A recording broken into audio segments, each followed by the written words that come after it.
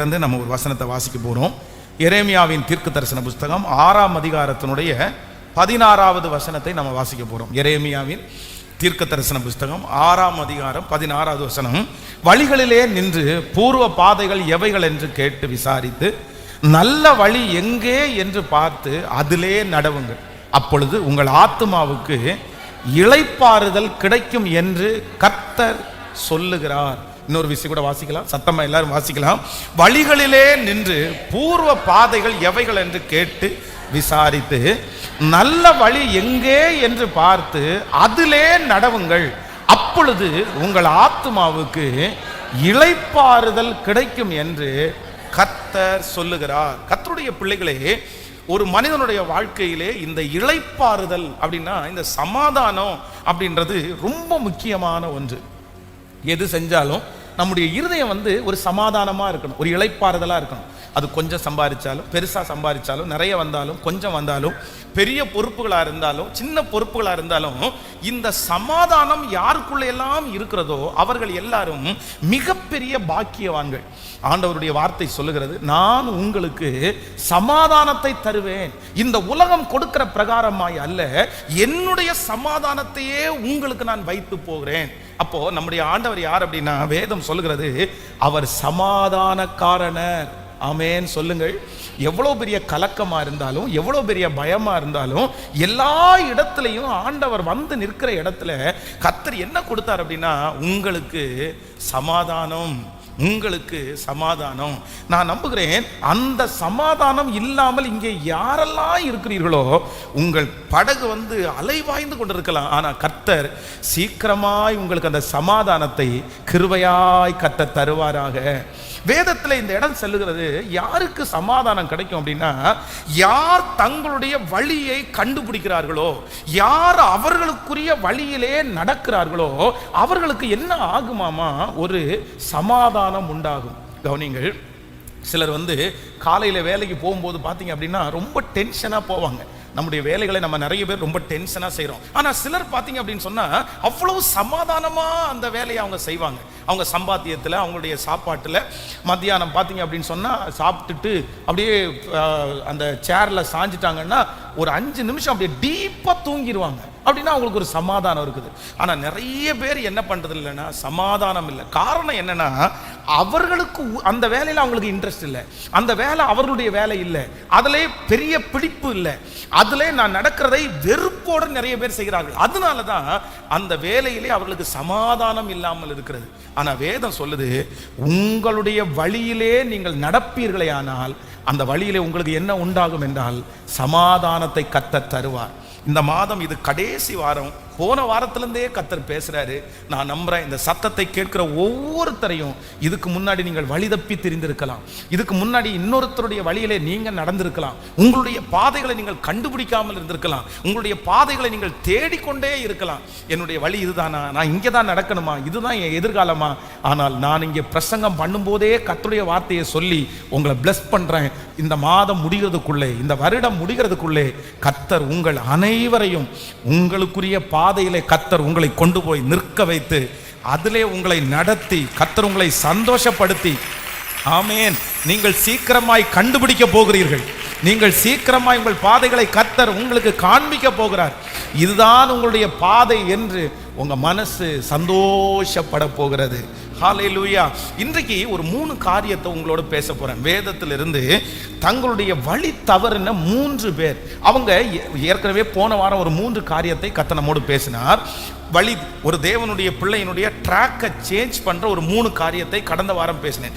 இந்த வாரம் வேதத்திலிருந்து ஒரு 3 நபர்களை உங்களுக்கு சுட்டிக்காட்டி அவங்க தங்களுக்காக வைத்திருந்த பாதையை தவறினார்கள். எப்படி தவறினாங்க, என்ன அவங்களுக்குள்ள வந்துச்சு அப்படின்றத நம்ம தியானிக்க போறோம். கடந்த சில நாட்களுக்கு முன்பாக இந்த கேரளாவில் ஒரு கேன்சர் ஹாஸ்பிட்டலில் ஒரு 32 வயது மதிக்கத்தக்க ஒரு சகோதரியை அட்மிட் பண்ணி, அவங்களுக்கு ரொம்ப வயிற்றுக்குள்ளே அவங்களுக்கு கேன்சர். அப்போ அவங்களுக்கு இந்த வயசில் ஏன் இப்படி வந்துச்சு அப்படின்ற ஒரு இது போகுது. அப்போ ஒரு நாள் அவங்க என்னை சந்தித்து அவங்க ரொம்ப அழுது என்கிட்ட பேசினாங்க. என்ன அப்படின்னா, தங்களுடைய வீட்டில் பண கஷ்டம், தன்னுடைய கணவனாருக்கு சம்பளம் குறைவானது. ஆனால் சாப்பாட்டுக்கெல்லாம் ஒன்றும் குறைவில்லை. இவங்களுக்கு பக்கத்து வீட்டில் இவங்க டிவி பார்க்குற வீட்டில் வந்து அவங்க உட்காந்து பேசும்போது அவங்க என்ன சொன்னாங்கன்னா, உன் வீட்டில் தான் கஷ்டமாக இருக்குது, உன் கணவனார் தான் ரொம்ப கஷ்டப்படுறாரு, ஒன்று பண்ணு, நான் ஒரு சின்ன ஐடியா சொல்கிறேன், அதை மட்டும் நீ செஞ்சுட்டேன்னா உனக்கு நிறைய பணம் கிடைக்கும் அப்படின்னு அந்த லேடி அந்த சிஸ்டரை வழி நடத்துகிறாங்க. என்ன அப்படின்னு கேட்டால், இந்த கரு முட்டை வந்து நிறைய பேருக்கு இல்லாமல் இருக்குது, உன்னிடத்தில் இருக்கிற இந்த கரு முட்டையை எடுத்து நீ அதை வித்துட்டு அப்படின்னு சொன்னா உனக்கு நிறைய வசதி, உனக்கு நிறைய பணம் கிடைக்கும் அப்படின்னு அந்த பிள்ளைய வழி நடத்தி ரொம்ப ஒரு கொடூரமான சம்பவம்.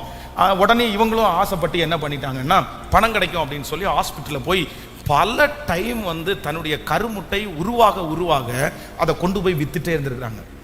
அப்போ இந்த டாக்டர்கள் வந்து அந்த அந்த அந்த கரு முட்டையை உள்ள எடுக்கும்போது அது ஒரு கரண்டி மாதிரி அப்படியே வச்சு தான் எடுப்பாங்க பாருங்களேன்.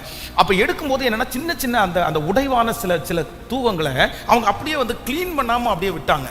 அது எல்லாம் சேர்ந்து ஒரு கட்டியாக மாறி அது கேன்சராக மாறி இன்னைக்கு வந்து பார்த்தீங்கன்னா ரொம்ப வருத்தப்பட்டு மரணத்தோடு கூட அவர்கள் போராடி கொண்டிருக்கிறார்கள்.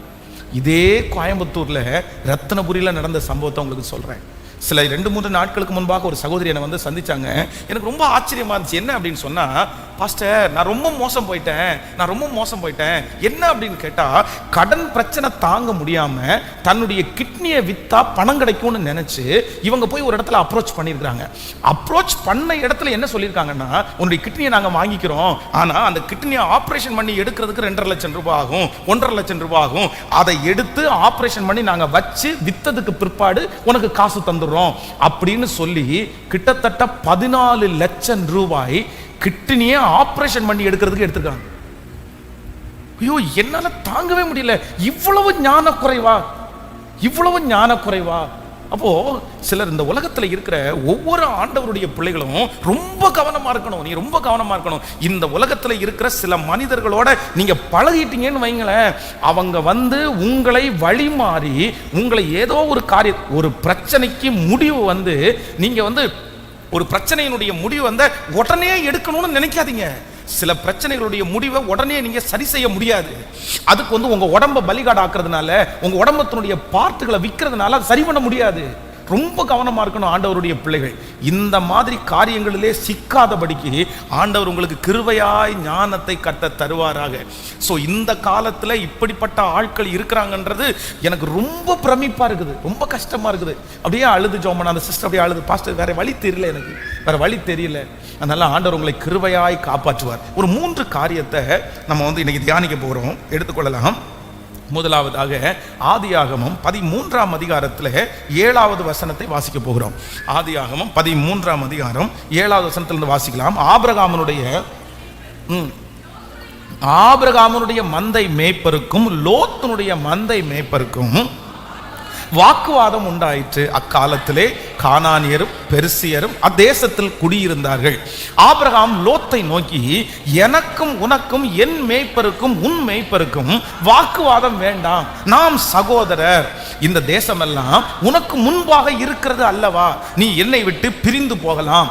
நீ இடதுபுறம் போனால் நான் வலதுபுறம் போகிறேன், நீ வலதுபுறம் போனால் நான் இடதுபுறம் போகிறேன் என்றார்.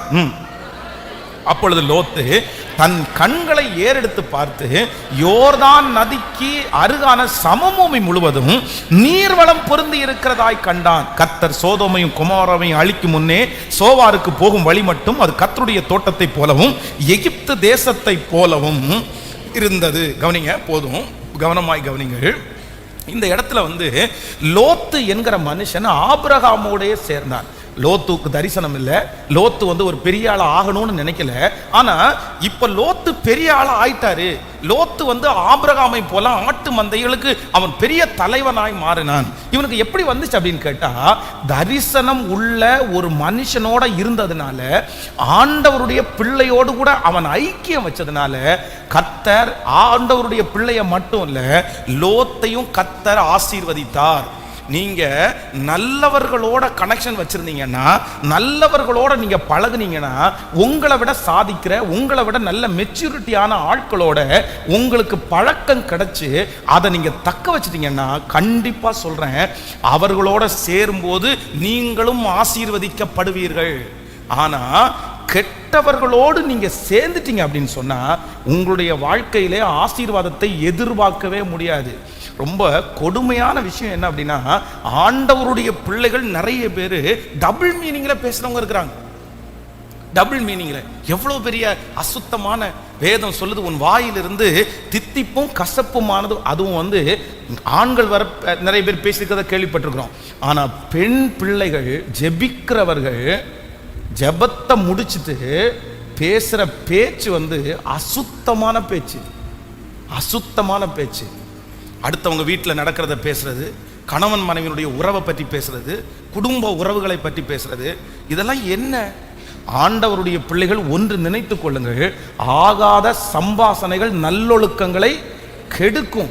அப்படிப்பட்ட வார்த்தையை பேசுகிறவரிடத்திலிருந்து நீங்கள் விலகுங்கள். அப்படிப்பட்ட ஐக்கியம் உங்களுக்கு வேண்டாம். அப்படிப்பட்ட கெட்ட நபர்களோட நீங்க சவகாசம் வச்சிருந்தீங்க அப்படின்னு சொன்னா நீங்க எப்படி மெச்சூர்ட் ஆவீங்க?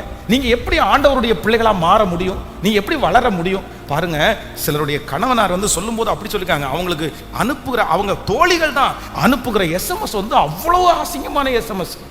எப்படி இதெல்லாம் கர்த்தருடைய பிள்ளைகள் ஒன்று நினைத்துக் கொள்ளுங்கள், அம்மா அப்பாவே இப்படிப்பட்ட தப்பான நபர்களோட பழக்கம் வச்சிருந்தீங்கன்னா உங்க பிள்ளைங்க கண்டிப்பாக நல்ல அளவில் வளரவே முடியாது, வளரவே முடியாது. உங்களுடைய ஐக்கியம் குறை சொல்றவங்கள்ட்டயும், உங்களுடைய ஐக்கியம் கெட்ட வார்த்தை பேசுறவங்கள்ட்டையும், உங்களுடைய ஐக்கியம் அந்த மனைவியை பற்றி இந்த கணவனை பற்றி பேசுறவங்களிடத்திலையும், அசுத்தமா பேசுறவங்களிடத்திலையும் உங்களுடைய ஐக்கியம் இருக்குமானால் உங்க குடும்பத்தில் என்ன சமாதானத்தை?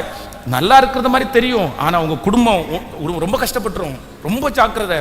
நம்ம சேருகிற ஆட்கள், நீங்கள் பழகுகிற ஆட்கள் நல்லவங்களா இருக்கணும், நல்ல அவங்கள்ட்ட ஏதாவது கத்துக்கிறது மாதிரி இருக்கணும், அவங்க ஏதாவது சொல்லி கொடுக்கறது மாதிரி இருக்கணும், அவங்கள பார்த்து படிச்சுக்கிறது மாதிரி இருக்கணும். இந்த மாதிரி ஆண்டவருடைய பிள்ளைகள் வாலிப தம்பிகளுக்கும் தங்கச்சிகளுக்கும் சொல்றேன், உன் கிளாஸ்ல அந்நிய நுகத்திலே அவிசுவாசிகளோடு பிணைக்கப்படாதிருப்பீர்களாக. ஏன்னா ஒளிக்கும் இருளுக்கும் சம்பந்தமே இல்லையாமா. இந்த தெருவில் நீங்க குடி இருக்காதீங்க, இந்த தெருவில் குடி இருக்க வேண்டாம் அப்படின்னு ஏன் சொல்றோம் அப்படின்னு சொன்னா வேற எதுனாலையும் இல்லை. அந்த தெருவில் இருக்கிற 4 பேருடைய குடும்பத்தில் அவங்களுக்கு நல்ல பேர் இல்லை, அவங்களுடைய வாழ்க்கை முறை சரியில்லை, அந்த வீட்டுக்கு யாராரோ வந்துட்டு போறாங்க, உங்களையும் அப்படி தப்பா நினைச்சிருவாங்க, உங்களை அப்படி தேவையில்லாம உங்களை கைட் பண்ணுவாங்க, உங்களை அப்படி வழி நடத்த கூடாது என்கிறதற்காக தான் இந்த தெரு உனக்கு வேண்டாம், இந்த தெருவில் நீ பழகக்கூடாது, இந்த ஆட்களோட உங்களுக்கு சவகாசம் வேணாம் அப்படின்னு அதனால தான் சொல்றாங்க. ஆனா சிலர் என்னன்னா அது என்ன ரொம்ப கவனம், ரொம்ப கவனம். படிக்கிற தம்பிங்க தங்கச்சிங்க இன்னைக்கு நிறைய பேர் கெட்டு போய் இருக்கிறதுக்கு காரணம் என்ன அப்படின்னா, சேர்க்க நீங்க சேரலைன்னா உன் வாழ்க்கை ஒன்றும் இல்லாம போயிருமாங்க. ரொம்ப கவனம், ரொம்ப கவனம். நீ சிகரெட் அடிக்க மாட்ட, ஆனா சிகரெட் அடிக்கனோட சேர்ந்துட்ட அப்படின்னு சொன்னா என்னைக்காவது ஒரு நாள் உன்னை அப்படி அவங்க கைட் பண்ணாங்கன்னு நீ என்ன பண்ண முடியும்? நீ பேசவே வேண்டான்னு சொல்லல, நீ அவங்கள வெறுத்துன்னு சொல்லல, ஆனா என்ன அப்படின்னா உன்னுடைய பழக்க வழக்கம் முழுவதும் கெட்டவர்களோட வைத்திருந்தீங்கன்னா நீங்க எப்படி ஆவிக்குரிய வாழ்க்கையில முன்னேறுவீங்க? ஒரு ஆவிக்குரிய பையனோட நீங்க பழக்கம் வச்சிருந்தீங்கன்னா அந்த ஆவிக்குரிய பையன் ஏதாவது ஒரு கஷ்டம் வரும்போது, டே ஜெபத்துக்கு போலாமா, டே ஜெபம் பண்ணலாமா, டே பைபிள் வாசிச்சியா அப்படின்னு கேட்பான். ஆனா அதே இது உலகத்திலே இருக்கிற நண்பர்களோட நீங்க பழக்கம் வச்சிருந்தீங்கன்னா அவன் என்ன கேட்பான் தெரியுமா? இன்னைக்கு இந்த படம் ரிலீஸ் ஆயிருக்கு போலாமா, இங்க தண்ணி அடிக்க போயிடலாமா, இதை பாத்தியா, இந்த வீடியோ நான் அனுப்பவா, இந்த போட்டோ நான் அனுப்பவா, இதான் கேட்பான். வேற என்ன கேட்க முடியும்? ஏன்னா முழுக்க முழுக்க அவன் உலகத்துல இருக்கிறான். வாலிப தங்கச்சிகளுக்கும் அப்படிதான். உங்களுடைய பழக்கம் எப்படி இருக்குன்னு நினைக்கிறீங்க? வேலைக்கு போற அம்மாங்க, வேலைக்கு போற அப்பா என்ன மோசம் தெரியுமா? எவ்வளவு சில பெண் பிள்ளைகளை பெற்று வைத்திருக்கிற அம்மாங்க அவ்வளவு மோசமான வார்த்தை, அவ்வளவு மோசமான வார்த்தை. எவ்வளவு சர்ச்சில் உட்கார்ந்துட்டு ஒருத்தங்க சொல்றாங்க அவங்களுடைய எக்ஸ் லவ் அங்க இருக்கிறாரம்மா.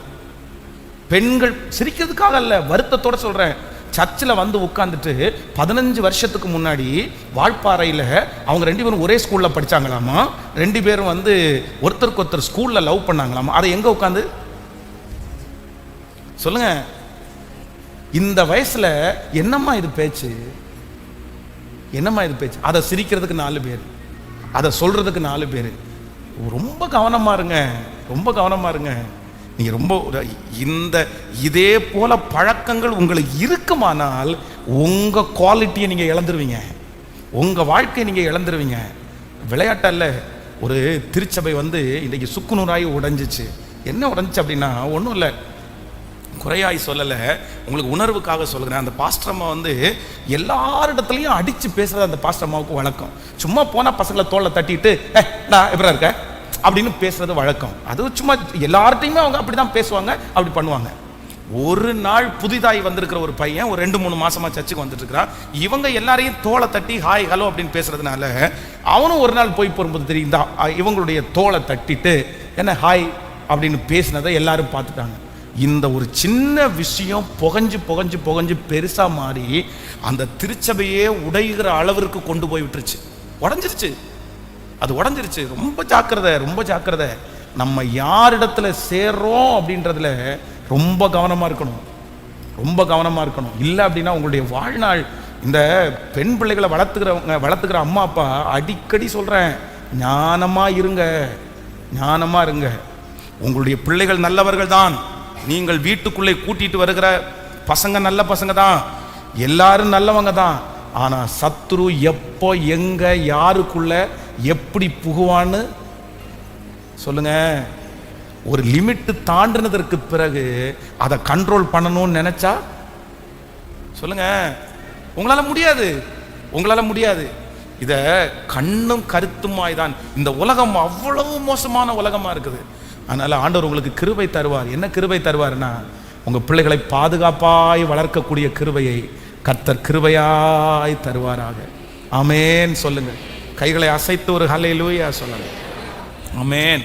இந்த உலகத்திலே நாசியிலே சுவாசம் இருக்கிற எந்த மனுஷனையும் நம்ம என்ன பண்ண முடியாது, நம்பவே முடியாது. நான் வந்து அதுக்காக எல்லாரையும் சந்தேகப்படணும்னு சொல்லலை, ஆனால் ரொம்ப கவனமாய் வாழ கர்த்தர் உங்களுக்கு கிருபை தருவார். அப்போ இந்த லோத்து வந்து ஆபிரகாமோடு இருக்கும்போது பார்த்தீங்க அப்படின்னா அவன் தரிசனம் உள்ளவன் அல்லவா, அவன் நல்ல ஆடு மந்தைகள் மாட்டு மந்தைகள் பெருகுது அல்லவா, அவனை பார்த்த உடனே இவனுக்கும் தரிசனம் வருது, நம்ம ஒரு 4 ஆடு வாங்கி விடணும், நம்மவும் பெருக பண்ணணும், நம்மவும் நல்ல நிலைமைக்கு வரணும்.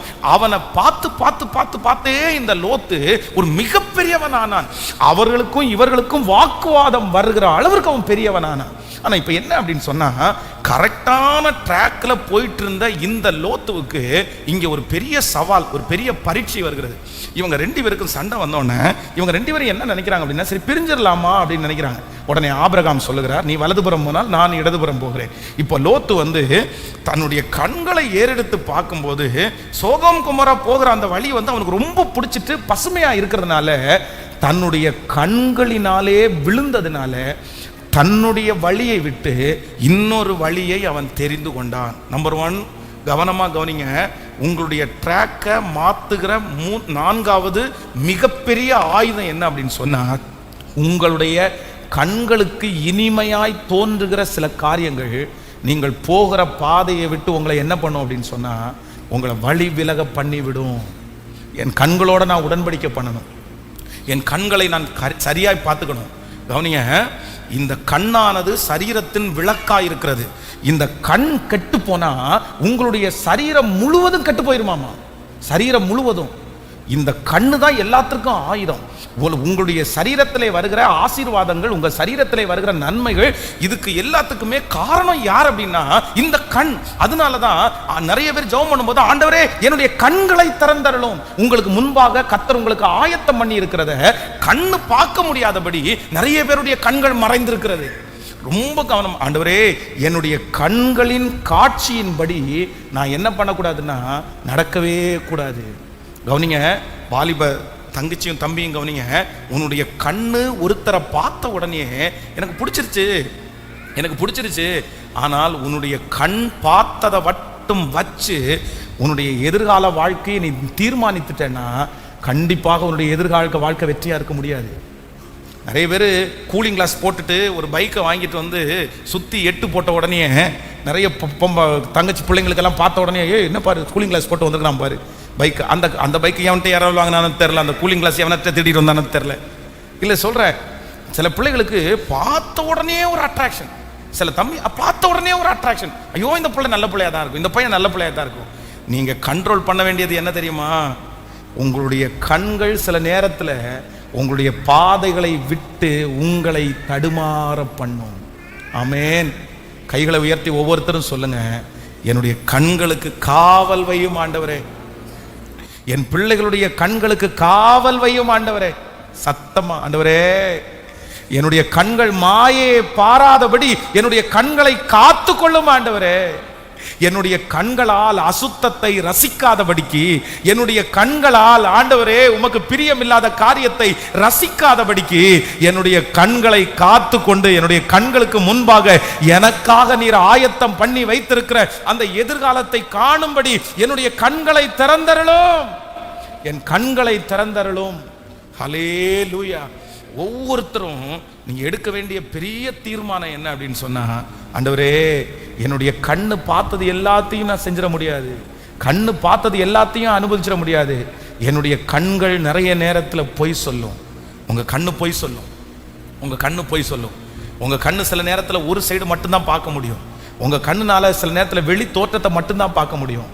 ஆனா வேதம் சொல்லுகிறது, மனிதனோ முகத்தை பார்க்கிறான், கர்த்தரோ இருதயத்தை. இந்த சர்ச்சில் இந்த சத்தத்தை கேட்கிற யாராவது ஒரு வாலிப தம்பி தங்கச்சி, இன்னைக்கு நீ தடுமாறி கொண்டிருக்கலாம். உன் கண்ணுக்கு ரொம்ப பிரியமா இருக்கலாம், உன் கண்ணுக்கு ரொம்ப இஷ்டமா இருக்கலாம், உன் கண்ணுக்கு அந்த பர்சனை தவிர வேற யாரையுமே உங்களுக்கு ஒரு பெரிய விதா தெரியாம இருக்கலாம். முழுக்க முழுக்க உங்க கண்ணுக்கு நிறைஞ்சு அந்த நபர் உங்களை ஆளுகை செய்யலாம். ஆனா இன்று யோசிங்க, உன்னுடைய கண் கெட்டதா இருக்குமானால், உன் கண் தவறானதை சூஸ் பண்ணுமானால் உங்க வாழ்க்கை முழுக்க இருண்டு போயிடும். கர்த்தர் இன்னைக்கு உங்களை சந்திச்சு பேசுறாரு, இல்ல உன்னுடைய கண்ணின் பார்வையின் படி நீ நடக்கவே வேண்டாம். ஆமேன் சொல்லுங்கள். எத்தனை பேர் ஆமோதிக்கிறீங்க? கைகளை அசைத்து ஒரு ஹல்லேலூயா சொல்லலாம். அதான் சிம்சோன் இடத்துல அவங்க அப்பா பேசும்போது பேசுறாரு, எப்பா என்ன நீ என்ன பேசிட்டு இருக்கேன்னு கேட்கிறாரு. இல்ல எனக்கு கல்யாணம் பண்ணிக்கணும்னு சொல்லும்போது, நீ கல்யாணமே பண்ணிக்க முடியாதுப்பா, நீ பிறந்ததுலேருந்தே நீ நசரேயன். அப்போ அவன் சொல்றான், இல்ல நான் பெலிஸ்தியர்ல ஒரு குமாரத்தியை நான் கண்டேன் அப்படின்னு. எப்பா நான் உனக்கு கல்யாணமே பண்ணிக்க வேண்டாம்னு நான் சொல்றேன், நீ என்னடா பெலிஸ்தியர் குமாரத்தி அப்படின்னு சொல்ற. உடனே அவன் சொல்றான், என்ன சொன்னா தெரியுமா? அவள் என் கண்களுக்கு, சொல்லுங்க, நியாயாதிபதிகள் 14ஆம் அதிகாரம் 3வது வசனத்தில் நீங்க வாசி பார்த்தீங்கன்னா, அப்பொழுது அவன் தாயும் அவன் தகப்பனும் அவனை நோக்கி, நீ போய் விருத்த சேதனம் இல்லாமல் பெலிஸ்தியரிடத்தில் ஒரு பெண்ணை கொள்ள வேண்டியது என்ன? உன் சகோதரின் குமாரத்திகள் எங்களுக்கு எங்கள் ஜனம் அனைத்திலையும் பெண் இல்லையா என்றார்கள். சிம்சோன் தன் தகப்பனை நோக்கி, அவள் என் கண்ணுக்கு பிரியமானவள். எதுக்கு பிரியமானவளாமா? சொல்லு, கேட்கல.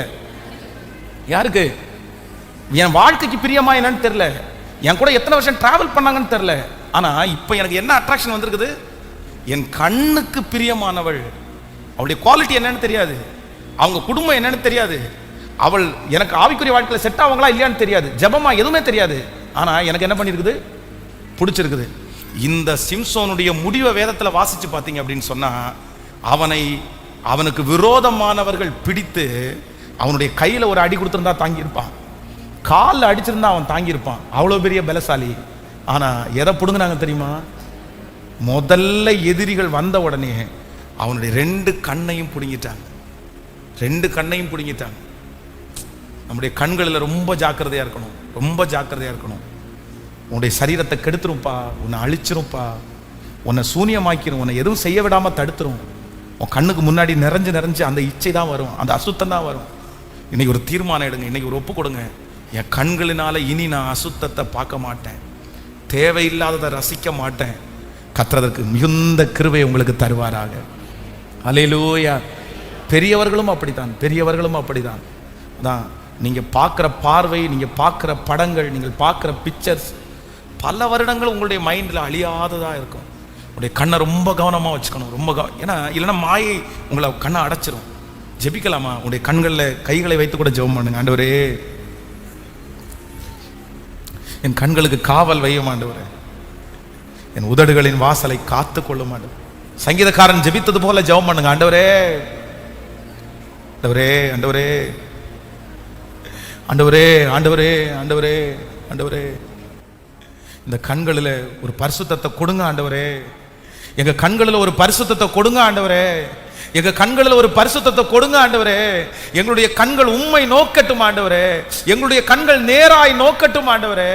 தீயனை எதையுமே நாங்க பார்க்க கூடாது ஏசப்பா. ராஜா, இந்த ஆண்டு நாங்கள் முடிக்கும் போது எங்களுடைய கண்களில் ஒரு பரிசுத்தத்தோட இந்த வருஷத்தை முடிக்கணும். அதற்கு பரலோகத்தின் தேவனாகிய கர்த்தர் எங்களுக்கு ஒரு இரக்கத்தை பாராட்டுவீராக. எங்க கண்கள் உம்முடைய கிருபையினால் நிரம்பட்டும் ஆண்டவரே, எங்க கண்கள் உம்மை பார்க்கட்டும் ஆண்டவரே. நீர் எங்களுக்கு ஆயத்தம் பண்ணி இருக்கிற அந்த தரிசனத்தை பார்க்க பார்க்கட்டும் ஆண்டவரே. என் கண்களை உமக்கு நேராக திறந்தருளும் ஆண்டவரே, திறந்தருளும் ஆண்டவரே. கர்த்தர் நல்லவர், கர்த்தர் நல்லவர். ஹல்லேலூயா. சங்கீதக்காரனாகிய தாவீது அவ்வளவு நல்ல மனுஷனா இருந்தாலும், அவ்வளவு இருதயத்துக்கு ஏற்ற தாசனா இருந்தாலும், ஒரே ஒரு பார்வை, ஒரே ஒரு தப்பான பார்வை, ஒரே ஒரு நபரை தன்னுடைய கண்களால ரசிச்ச அந்த விஷயம் அவனை எங்க வரைக்கும் கொண்டு போய் விட்டுச்சுன்னா, அவனை கொலகாரனா மாத்திருச்சு. அவனை கொலகாரனா மாத்திருச்சு. பாருங்க, படிக்கிற பிள்ளைங்க 8th 7th படிக்கிற பசங்க ரெண்டு ரவுடி கோஷ்டிக்குள்ள சண்டை வருதுன்னா, படிக்கிற அந்த பசங்கள்ட்ட ஏன்டா இப்படி சண்டை போறீங்கன்னு கேட்டா, ஒரு பொண்ணுக்காக 2 பேரும் அடிச்சுக்குவாங்க. ஆமா, இந்த கேங்கில் இருக்கிற லீடர் வந்து அந்த பிள்ளைய வந்து நேசிப்பான், இந்த கேங்கில் உள்ள லீடர் அந்த பிள்ளைய நேசிப்பான். இவங்க 2 பேருக்கும் அப்படி எத்தனை சம்பவங்களை நான் டீல் பண்ணியிருக்கேன் தெரியுமா? 2 பேரும் சண்டை ஒரு பொண்ணுக்காக. அப்போ சில நேரத்திலே உங்களுடைய கண்களில் நீங்க வந்து தவறான ஒரு முடிவை எடுத்துட்டீங்கன்னா, அது உங்களை கொலகாரங்க வரைக்கும் உங்களை கொண்டு போய் விட்டுரும். எல்லாத்தையும் மறக்க பண்ணி, எல்லாரையும் வெறுக்க பண்ணி. பாருங்க, நான் தான் பார்த்து நேசிச்ச ஒரு பையனுக்காக அப்பாவை தூக்கி போடுற பிள்ளைங்க, அம்மாவை தூக்கி போடுற பிள்ளைங்க எத்தனை பேர் இருக்காங்க. அவ்வளவு பாசமுள்ள பிள்ளைங்க, அப்பாவுடைய காலில் சுத்தி வர்ற பிள்ளைங்க, அம்மாவை அப்படியே பின்னாடி முந்தானியை பிடிச்சிட்டே போற பிள்ளைங்க. ஒரு நபரை பார்த்து அதை பிடிச்சிச்சு அப்படின்னு சொன்னா, தன்னுடைய கண்ணை ஜெயிக்க முடியாதனால அப்பாவை அம்மாவை தூக்கி வீசுற எத்தனை பிள்ளைங்க இருக்காங்க தெரியுமா? ரொம்ப ஜாக்கிரதைப்பா, ரொம்ப ஜாக்கிரதை. ஆண்டவர் உன்னை கிருபையாய் நடத்துவாராக. கைகளை அசைத்து ஒரு ஹல்லேலூயா சொல்லலாம். எத்தனை பேர் ஆமோதிக்கிறீர்கள்? அதே போல உங்களுடைய வீடுகளிலையும் அப்படிதான். நீங்க வந்து பார்க்குற பார்வையில் உங்களுடைய ரொம்ப கவனமாக இருக்க ஆண்டு உதவி செய்வார். நம்பர் 2, இரண்டாவதாக வேகமாய் ஒரு காரியத்தை கூட வாசிக்கலாம். நீங்கள் வந்து இன்னொரு அதிகாரத்தை வாசிப்போம். மத்தேயு எழுதின சுவிசேஷம். ஆமென். மத்தேயு எழுதின சுவிசேஷம் 26ஆம் அதிகாரத்தினுடைய 47வது வசனத்தை வாசிக்க போகிறோம். மத்தேயு எழுதின சுவிசேஷம் 26ஆம் அதிகாரம் 47வது வசனம். அவர் இப்படி பேசுகையில் 12 ஒருவனாகிய யூதாஸ் காரியோத் வந்தான். அவனோட கூட பிரதான ஆசாரியரும் ஜனத்தின் மூப்பரும் அனுப்பின திரளான ஜனங்களும் பட்டயங்களையும்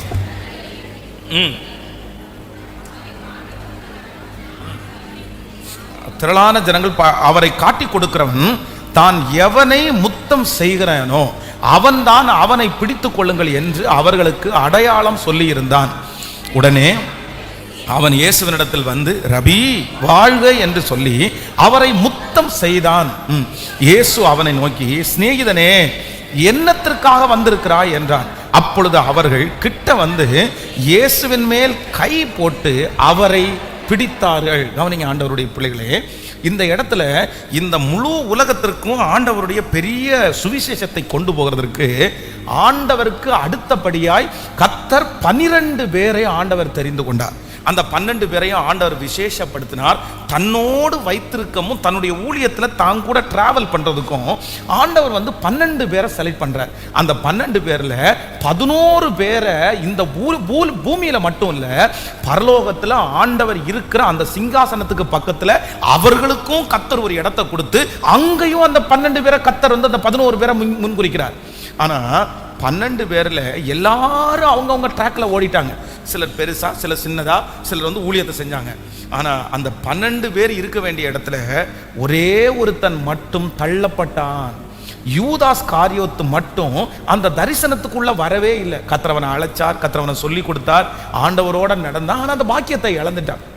என்ன இந்த இடத்துல இந்த மனுஷன் இந்த பாக்கியத்தை இழக்கிறதுக்கு காரணம் என்ன அப்படின்னு சொன்னா, நான் என்ன நம்புறேன்னா, இந்த யூதாஸ் காரியத்திற்கு வந்து ரொம்ப விளையாட்டு அப்படின்னா, சில காரியத்தை வந்து ரொம்ப அசால்ட்டா நினைக்கிறதுல அவன் ஒரு பெரிய விஷயம், அது ஒரு அசால்ட்டா நினைக்கிறது அப்படின்னு சில சொல்லுவாங்கல்ல, அது என்ன பெரிய விஷயம், அது என்ன பெரிய விஷயம் அப்படின்னா, ஆண்டவரை கூட்டி கொடுக்கணும், ஆண்டவரை காமிச்சு கொடுக்கணும், ஆண்டவரை அடிப்பாங்க, உதைப்பாங்க, ஆண்டவரை சிலுவையில் அறைவாங்க. இந்த மாதிரி நினைச்சு இந்த யூதாஸ் காரியோத்து வந்து அவரை காட்டி கொடுக்கவே இல்லை. என்னன்னா, ஆண்டவரை உப்பரிக்கு மேல மலைக்கு மேல கொண்டு வந்து தள்ள பார்த்தாங்க, இயேசு தப்பிச்சு வந்தாரு. அங்க அடிக்கிறதுக்கு அத்தனை பேர் கூடுனாங்க, இயேசு தப்பிச்சு வந்தாரு. ஆண்டவர் எங்க போனாலும் தப்பிச்சு வருவாரு. இப்போ நான் ஆண்டவரை பிடிச்சு கொடுத்தா கூட ஆண்டவர் ஈஸியா என்ன பண்ணுவாரு, தப்பிச்சு வந்துருவாரு. எனக்கு பணமும் கிடைக்கும், ஆண்டவரும் வந்துருவாரு. அப்போ அவ்வளோ ஆண்டவர் இந்த இடையில சொல்றாரு, என்னை காட்டி கொடுக்கிறவன் பிறவாமல் இருந்தால் நலமா இருக்கும் அப்படின்னு சொல்றாரு. ஆனா அப்ப கூட உணர்வு வரல. அதென்ன பெரிய விஷயம், ஆண்டவர் தப்பிச்சு வந்துடுவாரு. நம்பர் 2, இரண்டாவதாக உங்க வாழ்க்கையில உங்களுடைய ட்ராக்கை மாத்திர ஒரு மிகப்பெரிய ஆயுதம் என்ன அப்படின்னு சொன்னா, சில விஷயத்தை நீங்க அசால்ட்டா எடுத்துட்டீங்கன்னா அதன் நிமித்தம் வருகிற ஆபத்தை நீங்கள் சந்திக்க வேண்டியதா இருக்கும். கவனிங்க, சீரியஸா எடுக்க வேண்டிய விஷயத்தை என்னதான் பண்ணணும் சொல்லுங்க. பக்கத்துல கையை பிடிச்சி சொல்லுங்க, எல்லாத்துலயும் விளையாட்டுத்தனம் பண்ணாதீங்க. சொல்லுங்க, எல்லாத்துலயும் விளையாடாதீங்க. எல்லாத்துலயும் விளையாடுனா நீங்க ஆபத்துல சிக்கிடுவீங்க. ஆமென். சிலருக்கு அவ்வளோ எல்லாத்துலயுமே விளையாட்டு, எல்லாத்துலயுமே எந்த காரியத்திலையுமே ஒரு சூதானம் இல்லாம அவ்வளவுதான். அதென்ன நான் வந்துடுவேன், அதென்ன நான் விட்டுருவேன், அதென்ன நான் பண்ணிடுவேன், எனக்கு ஒன்றும் பிரச்சனை இல்லை, எனக்கு ஒன்றும் பிரச்சனை இல்லை. ரொம்ப கவனம், ரொம்ப கவனம். உங்களுக்கு ஆண்டவர் ஞானத்திலேயே ஒரு விசேஷித்த ஞானத்தை கத்த தரணும். என்ன அப்படின்னு சொன்னா, சீரியஸாய் கவனமாய் இருக்க வேண்டிய காரியத்துல கர்த்தர் உங்களை கிருபையாய் கவனமாய் நடத்துவாராக. ஆமென். வாழ்க்கையோட யாரும் விளையாட முடியாது, பரிசுத்தத்தில் யாரும் விளையாட முடியாது. உங்களுடைய விளையாட்டு நாளைக்கு வருத்தத்துக்குரிய சூழ்நிலையா நிற்கக்கூடாது. அந்த நேரத்தில் நான் விளையாட்டுக்கு அல்லவோ செஞ்சேன், நான் அப்படி நினைச்சு செய்யலையே, நான் அப்படி நினைச்சு பேசலையே, நான் அந்த மாதிரி ஆள் இல்லை. நீங்க என்னதான் நிரூபிச்சாலும் அது ஒரு பிரச்சனைன்னு வந்ததற்கு பிற்பாடு அந்த இடத்துல நீங்கள் வெட்கப்பட்டு நின்று விடுவீர்கள். அப்போ இன்னைக்கு ஒரு ஞானத்துக்காக ஜெபம் பண்ணுங்க. ஆண்டவரே, விளையாட்டு சில பாருங்க அவ்வளோ ஆசீர்வாதங்கள் இருக்கும், ரொம்ப விளையாட்டு, பணத்தில் ரொம்ப விளையாட்டு. யோசேப்பினுடைய கையில் ஒரு பொறுப்பு கொடுக்கப்படுகிறது. 7 வருடங்கள் சந்தோஷமான வருடம். ஒருத்தன் கோதுமையை கொண்டு வர்றான், ஐயா 10 மூட்டை கோதுமை வந்திருக்குன்னு சொன்ன உடனே சரி அந்த ஓரத்தில் எங்கேயாவது போட்டுரு அப்படின்னு அசால்ட்டாக எடுத்திருந்தாருன்னா இல்லை, அதை கொண்டு போய் சேஃப்டியாக வைப்பா, அதை வைக்க வேண்டிய இடத்துல வைப்பா.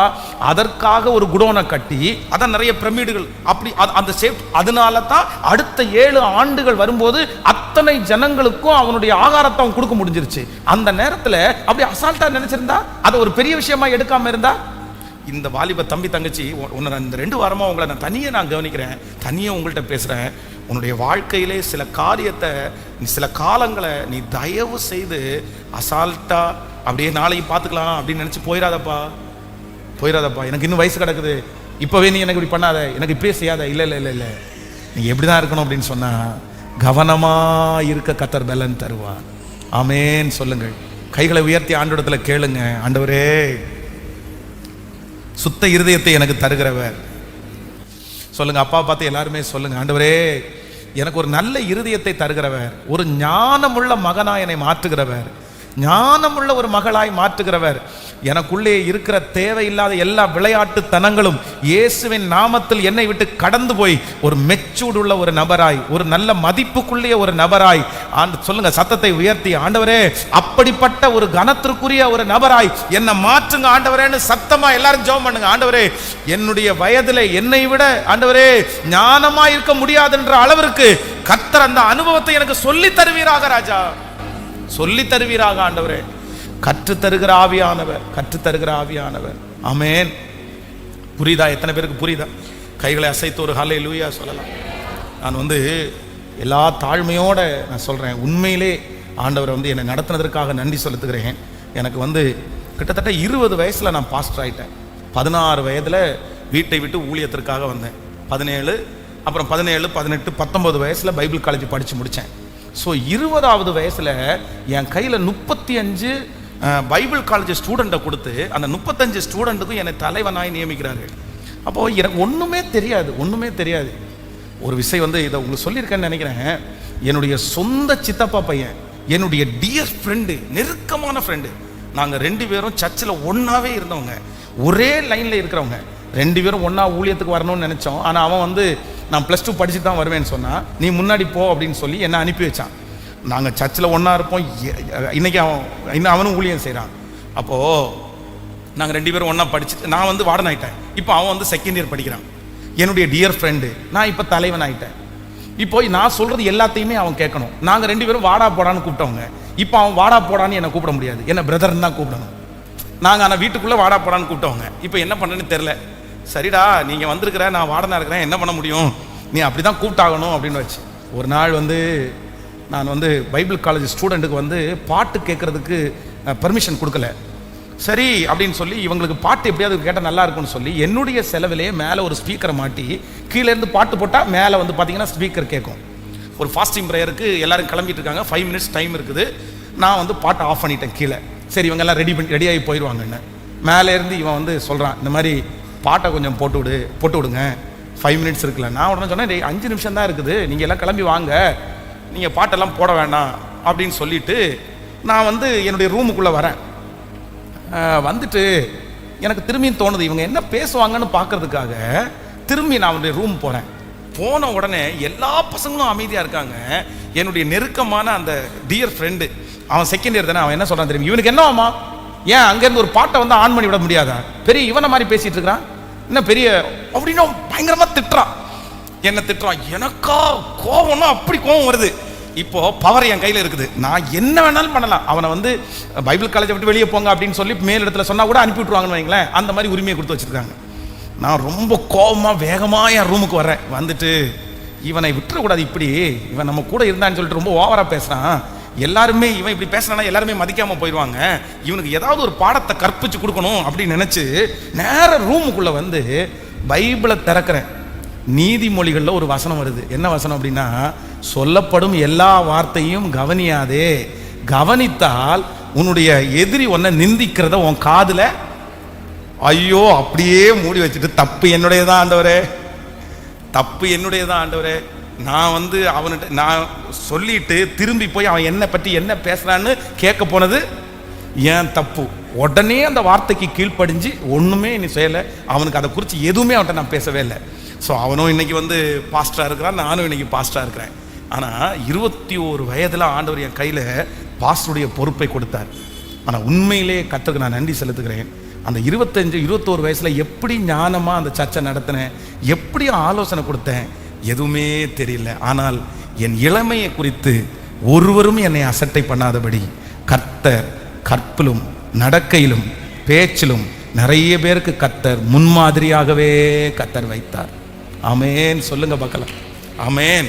அப்போ உங்களை குறித்து ஒருவரும் அசட்டை பண்ணாதபடி, ஒருவரும் அசட்டை பண்ணாதபடி இப்போ இருக்கிற நீங்க ரொம்ப கவனமா இருக்கணும். உங்களுக்கு அந்த பொறுப்புணர்வு, உங்களுக்கு அந்த பொறுப்புணர்வு, நான் ஒரு நல்ல ஒரு குடும்பத்தில் பிறந்த பிள்ளை, நான் ஒரு நல்ல குடும்பத்தில் உள்ளவன், எங்கள் அப்பா மரியாதைக்குரியவர், எங்கள் அம்மா மரியாதைக்குரியவர்கள், நாங்கள் இப்படி பண்ணக்கூடாது, நமக்கு இது தேவையில்லை.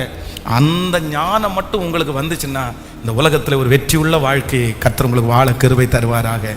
ஆமேன், சொல்லுங்கள் பார்க்கலாம். கைகளை அசைத்து ஒரு ஹல்லேலூயா, சத்தமாக ஒரு ஹல்லேலூயா சொல்லுங்களேன். எல்லாரும் ஆண்டவரிடத்தில் கேளுங்க, ஆண்டவரே எனக்கு ஒரு கிருபை தாங்க. என்னன்னா, எனக்கு நான் எப்படி இருக்கணும் அப்படின்னா, உங்களை பார்க்கும்போது நிறைய பேருக்கு இந்த வயசில் இவங்களுக்கு இவ்வளோ பெரிய ஞானமா அப்படின்னு சொல்கிற அளவிற்கு கர்த்தர் உங்களை ஞானத்தில் சிறந்திருக்க கர்த்தர் செய்வாராக. ஆமேன். கர்த்தர் இந்த ஜெபத்தில் இருக்கிற நிறைய அம்மா அப்பா வருத்தப்படலாம், என் பிள்ளைக்கு திருமணம் பண்ணி வச்சு கூட இன்னும் ஒரு எண்ணம் வரல பாஸ்டர், இன்னும் விளையாட்டு பிள்ளையாவே இருக்கிறான், இன்னும் விளையாட்டு பிள்ளையாவே அவ இருக்கிறா, இன்னும் வந்து அந்த சீரியஸ்னஸே வரல. ஆனால் நான் நம்புறேன் கர்த்தர் இந்த செய்தியை கேட்டுக்கொண்டு இருக்க அந்த ஒரு உணர்வுள்ள இருதயத்தை கர்த்தர் தருவாராக, அந்த சீரியஸ்னஸை கர்த்தர் தருவாராக, அந்த விளையாட்டு தனங்களை கர்த்தர் எடுத்து போட்டு ஒரு புருஷனுக்குரிய கிருபையை, ஒரு மனைவிக்குரிய கிருபையை கர்த்தர் கிருபையாய் தருவாராக. ஆமேன், சொல்லுங்கள். நான் இளைஞனாய் இருக்கும்போது இளைஞனை போல பேசினேன், அவங்கள போல நடந்தேன். ஆனால் நான் இப்போ முதிர் வயதுள்ளவன் ஆகும்போது எதை மறந்துட்டேனாமா சொல்லுங்க? இளம் வயதிலே இருக்கிறத மறந்துட்டேன். நான் இப்போ புருஷன் ஆயிட்டேன், நான் இப்போ ஒரு சூழ்நிலைக்கு வந்துட்டேன். அப்போ ஒரு ஏஜ் தாண்டினதற்கு பிறகு தகப்பனார் எப்படி இருக்கணும்? தகப்பனார் மாதிரி இருக்கணும். தாயார் கேட்கல சத்தமா சொல்லுங்க. ஆமா, ஒரு ஏஜ் தாண்டதுக்கு அப்புறம் சின்ன பையனை மாதிரி கூலிங் கிளாஸ் போட்டு சும்மா ஃபேன்சிக்கு ஒரு நாளைக்கு வேணா ஆசைக்கு போட்டு பார்க்கலாம், தப்பில்லை, அது ஒன்றும் தவறில்லை. ஆனா என்னைப்பார் என்ன அழகைப்பார் அப்படின்னு வந்துட முடியாது. புரியுதுல? அம்மாங்களும் அப்படிதான், ஒரு ஏஜுக்கு ஒரு இது ஓகே, ஒன்றும் பிரச்சனை இல்லை. ஆனால் நீங்கள் பாட்டி ஆனதுக்கு அப்புறம் என்ன பாட்டினே கூப்பிடக்கூடாதுன்னு சொன்னா, என்ன பாட்டின்னு கூப்பிடாத, என்ன ஆன்டின்னு கூப்பிடு அப்படின்னா, இது என்ன அர்த்தம்னு தெரில. பாட்டியை பாட்டின்னு தான் கூப்பிட முடியும், ஆன்டின்னு தான் கூப்பிட முடியும், அக்காவை அக்கான்னு தான் கூப்பிட முடியும். நிறைய பேருக்கு ஆன்டின்னு கூப்பிட்றது கூட பிடிக்காது. என்ன எதுக்கு ஆன்ட்டின்னு கூப்பிடுற, என்ன அக்கான்னு கூப்பிடு. அதுவும் இப்போ ஒரு பெரிய ஸ்டைல் வந்திருக்கு, என்னென்ன பேர் சொல்லி கூப்பிட்றது மாதிரி. ஒரே அடியா யாரையுமே மதிப்பு கொடுத்தெல்லாம் பேசுறதில்ல, அப்படின்னா பேர் சொல்லி. இதெல்லாம் இப்போ பெரிய ட்ரெண்ட் மாதிரி. எதுக்கு அப்படின்னு நினச்சாங்க, ஒருவேளை இதெல்லாம் எதுக்கு இந்த முறை எல்லாம் நினச்சாங்களே தெரில. ஆனால் ஒருவேளை உங்களுடைய வாய்களில் மற்றவர்கள் அப்படி பேசினாலும் உங்கள் மனசுக்குள்ள அந்த வயசு வரும்போது அதற்கு வேண்டிய மெச்சூர்டு உங்கள் மனசுக்குள்ளே வரணும். பக்கத்தில் இருக்கிற கையை பிடிச்சி சொல்லுங்க, ஒரு ஏஜ் வந்துச்சு அப்படின்னு சொன்னால் அந்த வயதிற்குள்ள அந்த எண்ணம் உங்கள் மனசுக்குள்ளே வரணும். நான் இப்போ ஒரு அப்பா, நான் இப்போ ஒரு அம்மா, நான் இப்போ ஒரு பாட்டி, நான் இப்போ ஒரு தாத்தா, நான் இப்போ ஒரு ஆன்ட்டி, நான் இப்போ ஒரு அங்கிள் அப்படின்னு எங்கே வரணும்? கேட்கல.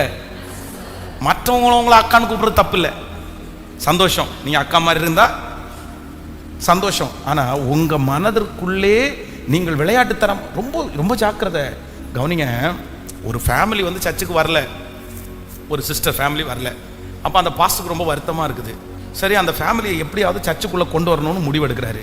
சரி, என்ன பண்ணலான்னு யோசிக்கும் போது அந்த சிஸ்டர் ஏற்கனவே ஒரு வசன போட்டி முடிச்சு அதில் அவங்க வின் பண்ணியிருக்கிறாங்க. உடனே இவர் என்ன நினைக்கிறாருன்னா, பேசாமல் சாரி வாங்கி கொடுத்துடலாமான்னு நினைக்கிறாரு. எதுக்கு? வசன போட்டிக்கு. அவர் ஒன்றும் தப்பா அப்படிலாம் எனக்கு தெரில. இவர் என்ன பண்ணிட்டார் அப்படின்னு சொன்னால், அழகான ஒரு சாரியை வாங்கி அவங்க வீட்டில் கொண்டு போய், நீங்கள் இந்த வசன போட்டியில் வின் பண்ணிட்டீங்கல்ல, இதான்னு சாரியை கொடுத்துட்டாரு. இந்த சாரியை கொடுத்தாரோ இல்லையோ, அவ்வளோ பெரிய பிரச்சனை அந்த சபை பார்த்தீங்கன்னா சுக்கு நூறாக உடஞ்சிருச்சு. எதுக்கு தெரியுமா? சின்ன ஒரு விளையாட்டுத்தனமாக பண்ணின அந்த அது ஒரு சீரியஸ்னஸ் இல்லாமல், அது அவர் நல்ல மனுஷன், அவர் கெட்டதா அப்படி ஒரு இன்டென்ஷனில் பண்ணலை அப்படின்ற மாதிரி தான் நான் நினைக்கிறேன். ஆனால் பாருங்க, அது ஒரு எவ்வளோ பெரிய பிரச்சனையாகி ஊழியமே ஒன்றும் இல்லாமல் போச்சுங்க, ஒரு சாரினால. அப்போது சில நேரத்தில் ஆண்டவருடைய பிள்ளைகள் ரொம்ப ஜாக்கிரதையாக இருக்கணும், ரொம்ப ஜாக்கிரதையாக இருக்கணும். சில இடங்களில் ரொம்ப விளையாட்டுத்தனமாக நம்ம எதுவும் நின்றுக்கூடாது. கர்த்தர் உங்களுக்கு சொல்லுங்களேன், கையை மேலே உயர்த்தி, எனக்கு அந்த ஞானத்தை கொடுங்க ஆண்டவரே, எனக்கு அந்த ஞானத்தை கொடுங்க ஆண்டவரே. கேளுங்க, எல்லாருமே ஆண்டவரத்தில் கேளுங்க. Thank you Jesus. இந்த உலகத்தில் வாழக்கூடிய ஞானத்தை கர்த்தர் உங்களுக்கு தருவார். வாலிப தம்பிங்க தங்கச்சிங்க எல்லாரும் உன்னை பார்த்து நிறைய பேர் ஆச்சரியப்படுற அளவிற்கு கர்த்தர் உன்னை விசேஷித்த ஞானத்தினால கர்த்தர் உங்களை நிரப்பணும். உன் வாயிலிருந்து வருகிற அத்தனை வார்த்தைகளும் நன்மையான வார்த்தைகளாக வரணும். உன் வாயிலிருந்து நன்மையை நிறைய பேர் தேடி வரணும். உன்னுடைய வாயிலிருந்து ஒரு நல்ல ஆலோசனையை நிறைய பேர் தேடி வரணும். சத்தத்தை உயர்த்தி எல்லாரும் ஜெபம் பண்ணுங்க, ஆண்டவரே எனக்கு நான் நிறைய பேருக்கு ஆலோசனை கொடுக்கிற அளவிற்கு என்ன ஒரு மெச்சூர்டான ஒரு பிஹேவியரை கர்த்தர் எனக்கு தருவீராக. சத்தத்தை உயர்த்தி கேளுங்க. அப்பா ஸ்தோத்திரம், ஸ்தோத்திரம், ஸ்தோத்திரம். நீங்கள் ஜெபிக்க ஜெபிக்க கர்த்தர் உங்களுக்கு தருவார், கிருபையாய் தருவார். எல்லாரும் கேளுங்க, ஆண்டவரே அந்த ஞானமுள்ள ஒரு இருதயம் இப்பொழுது என்னுடைய பிள்ளைகளுக்கு உண்டாவதாக, அந்த பேதை தனங்கள் மாறுவதாக. ஸ்தோத்திரம், ஹalleluya. தகப்பனே, தங்களுடைய வாழ்க்கையை குறித்த ஒரு சீரியஸ்னஸ் இப்போ இயேசுவின் நாமத்தில் உண்டாவதாக, உண்டாவதாக, உண்டாவதாக. கைகளை அசைத்து ஒரு ஹalleluya சொல்லலாம். சிஸ்டர்ஸ் எல்லாம் நீங்கள் கவனிக்கணும். நீங்கள் போய் உங்களுக்குன்னு பேசுகிறதுக்கு ஒரு வரைமுறை இருக்குது கண்டிப்பாக. சில இடத்துல சிலர் தான் பேசணும், எல்லாத்தையும் சில இடத்துல என்ன பண்ணிட முடியாது. சொல்லுங்க, ரொம்ப மெச்சூர்டாக நீங்கள் நடந்துக்கணும். சில விஷயத்தை ஓப்பன் பண்ணவே கூடாது.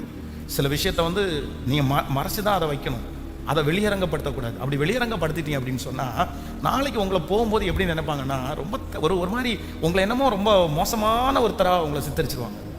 நான் என்னுடைய கண் கூட பார்த்துருக்கிறத சொல்கிறேன். நீங்கள் பேதைகள், எது எந்த இடத்துல பேசணும்னு உங்களுக்கு தெரியல, அதை அந்த இடத்துல டக்குன்னு பேசிடுறீங்க. ஆனால் உங்களுக்கு இருக்கிற பெரிய மதிப்பை உங்களுடைய பேச்சு என்ன பண்ணுன்னா உங்களை இழக்க பண்ணிடும். இந்த ஞானத்திற்காக நீங்கள் கண்டிப்பாக ஜெபம் பண்ணுங்க. உங்களுடைய வாழ்க்கையை குறித்த ஒரு பெரிய சீரியஸ்னஸை கர்த்தர் கிருபையாய் உங்களுக்கு அழகாய் ஆச்சரியமாய் கர்த்தர் தருவாராக. ஹல்லேலூயா. மூணாவது ஒரு காரியத்தை சொல்லி நான் ஜெபித்து முடிக்கிறேன். 1 சாமுவேல் 2ஆம் அதிகாரத்தினுடைய 22வது வசனத்தை வாசிக்க போகிறோம். 1 சாமுவேல்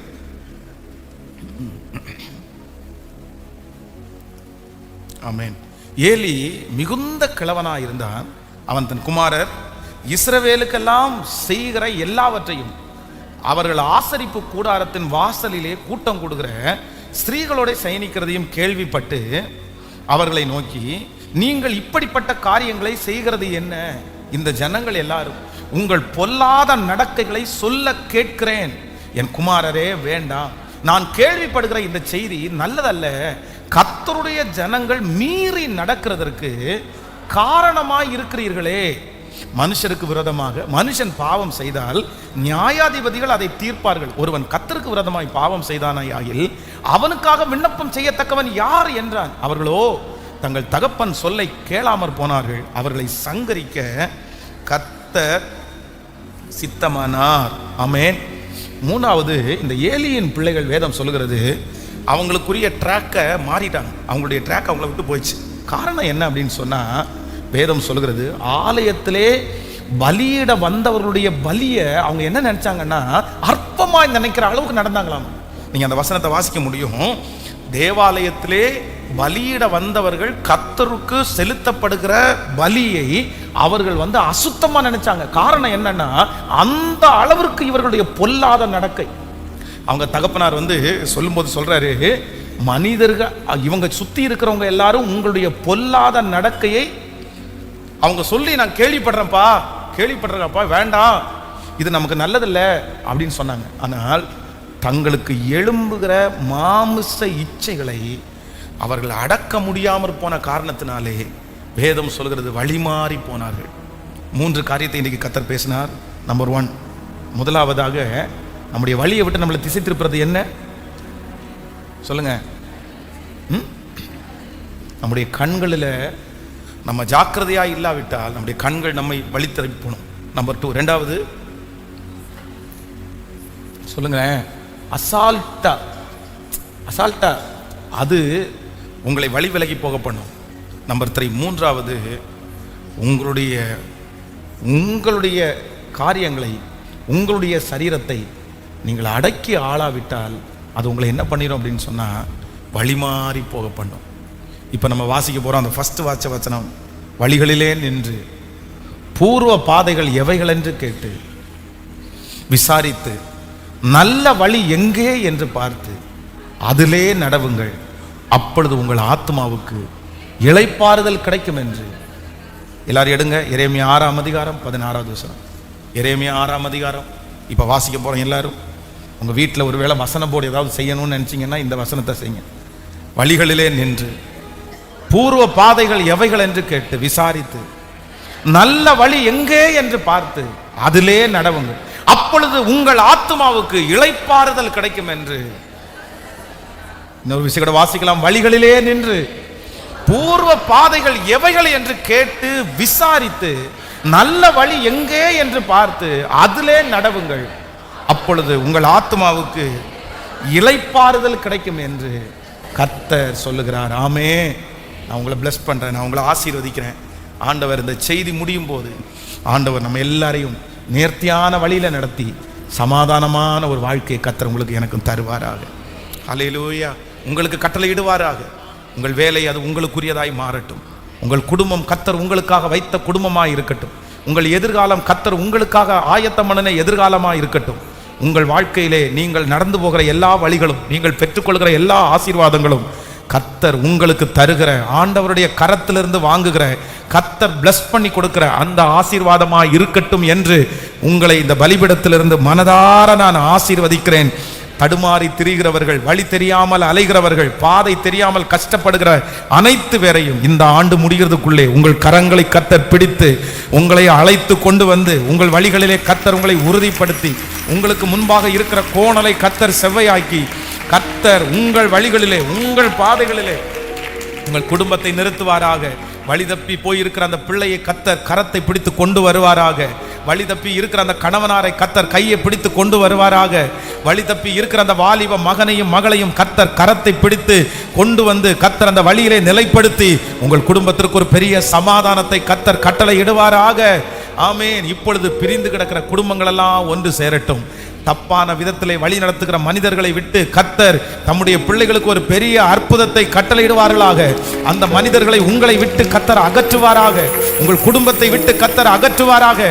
இயேசுவின் நாமத்தினால தவறான அந்த கைடன்ஸ் இப்போ இயேசுவின் நாமத்தினால மாறுவதாக. எந்தெந்த இடத்திலெல்லாம் பிள்ளைகள் சிக்கி தவித்திருக்கிறார்களோ அந்த இடத்திலிருந்தெல்லாம் கர்த்தர் இப்பொழுது பிடுங்கி அவரை வெளியே கொண்டு வருவாராக. உங்க பிள்ளைய வெளியே பிடுங்கி எடுத்துட்டு வருவாராக. இயேசுவின் நாமத்தினால அந்த இடத்தோட இருக்கிற அந்த துண்டிப்பு இப்பொழுது நடப்பதாக. கர்த்தர் அந்த அசுத்தத்திலிருந்து என் பிள்ளையை கர்த்தர் துண்டித்து எடுப்பாராக. ஆமென் சொல்லுங்கள். எல்லாரும் அப்படியே எழும்பி நிற்கலாம். எல்லாரும் எழும்பி நின்று கர்த்தாவே எனக்கு ஒரு கிருபையை தாருங்க, என்னுடைய வழியிலே நான் ஒரு நாளும் விலகவே கூடாது, விலகவே கூடாது. என்னுடைய பாதையில நான் ஓடி ஒரு மிகப்பெரிய இளைப்பாறுதல் அடைவதற்கு கர்த்தர் கிருபை தாரும். ஹல்லேலூயா, ஹல்லேலூயா. எத்தனை பேர் ஆமோதிக்கிறீர்கள்? உங்களுக்குரிய வழிகளிலே கர்த்தர் உங்களை அழகாய் நடக்க பண்ணுகிற கர்த்தர், அழகாய் நடக்க பண்ணுகிற கர்த்தர், அழகாய் நடக்க பண்ணுகிற கர்த்தர். உங்கள் வழிகளில் ஒன்றும் என்ன பண்ணுவதில்லைன்னா பிசகுவதே இல்லை. சொல்லுங்கள் பார்க்கலாம், என்னுடைய வழிகள் ஒன்றும் பிசகுவதில்லை. சத்தமாய் சொல்லுங்கள், உங்கள் வழிகளில் ஒன்றும். ஆமென். நீங்க என்ன செஞ்சாலும் அதுல கர்த்தருடைய கரம் இருக்கட்டும். நீங்க என்ன செஞ்சாலும் கர்த்தர் அதுல வாய்க்க பண்ணட்டும். அது என்ன செஞ்சாலும் அது கர்த்தர் உங்களுக்காகவே வைத்ததாகவே இருக்கட்டும். கவனிங்க, எல்லாரும் என்ன கவனிங்க. எல்லாரும் ஜெபம் பண்ண போறோம். என்ன ஜெபம் பண்ண போறோம் அப்படின்னு சொன்னா, ஆண்டவரே என்னுடைய வழியிலே என்னை கொண்டு போய் நிறுத்துவீராக. ஆண்டவருடைய வருகை தாமதிக்கும்னா இந்த ஆண்டு முடிகிறதுக்குள்ள புது வருஷம் நீங்க காலடி எடுத்து வைக்கும்போது நீங்க ஒவ்வொருத்தருமே உங்க பாதையில நடக்கிற அளவிற்கு ஆண்டவர் உங்களை அந்த வழியில கொண்டு போய் நிற்க வைப்பாராக. ஆமென். ஒருவேளை நீங்க அந்த வழி மாறதுக்கு நீங்க தப்பு பண்ணியிருக்கலாம். பாஸ்டர், நான் தான் வழி விலகி போயிட்டேன், நான் தான் வழி விலகி போயிட்டேன். ஆனா நீங்க கத்தி ஜெபம் பண்ணுங்க, ஏசப்பாட்ட சொல்லுங்க, ஆண்டவரே நான் வழி விலகி போயிட்டேன், நான் வழி மாறிட்டேன். நீங்க வழி மாறி போயிட்டீங்க, வழி விலகி போயிட்டீங்கன்றதுக்காக திரும்பி அந்த வழிக்கு வரவே மாட்டீங்கன்னு நான் சொல்ல மாட்டேன். நான் நம்புறேன், ஆண்டவர் காணாமல் போன ஒரு ஆட்டை தேடி போனார். அந்த ஆடு வழி விலகி ரொம்ப தூரம் போய் நிறைய முட்களில் எல்லாம் சிக்கி அந்த ஆடுக்கு நிறைய காயங்கள் எல்லாம் பட்டுச்சு. ஆனா ஒரு இடத்துக்கு போனதுக்கு அப்புறம் அந்த ஆடால தொடர்ந்து போக முடியல. உடனே அந்த ஆடு அங்கே இருந்து கத்துது, தன்னுடைய எஜமானனுடைய சத்தத்தை கேட்டு கேட்டு கத்துது. அந்த எஜமானன் அந்த 100 ஆடுகளில் 99 ஆடுகளை விட்டுட்டு அந்த காணாமல் போன ஒரு ஆடை தேடி அந்த எஜமானன் போனார். அந்த ஆட்டினுடைய சத்தத்தை கேட்டு திரும்ப அந்த எஜமானன் பயணம் பண்ண ஆரம்பித்தார். அந்த ஆட்டை கண்டுபிடித்தார். அந்த ஆட்டை கண்டுபிடித்து அதை தன்னுடைய தோளில் மேல் போட்டு அந்த 99 ஆடோடு சேர்த்து இந்த ஒரு ஆடையும் சேர்த்து அவர் மறுபடியும் நடக்க பண்ணினார். நான் நம்புகிறேன், இந்த திருச்சபையிலே இருக்கிற 99 ஆடுகள் இருந்தாலும் அந்த காணாமல் போன அந்த ஒரு ஆடை கர்த்தர் இப்பொழுது தேடி வருகிறார் என்று நம்புகிறேன். உங்க குடும்பத்துல காணாமல் போன அந்த ஒரு ஆடை கர்த்தர் தேடி வந்திருக்கிறார். இந்த திருச்சபைக்குள்ள அந்த காணாமல் போன அந்த ஒரு ஆடை தேடி வந்திருக்கிறார். பாஸ்டர், அந்த ஆடு வேற யாரும் இல்லை, நான் தான் அந்த ஆடு, நான் தான் வழி தவறி போன பிள்ளை, நான் தான் வழி தவறி போன பையன். கர்த்தர் என்ன திரும்பி கொண்டு வருவாரா? நான் மறுபடியும் அந்த சந்தோஷத்தை பார்ப்பேனா?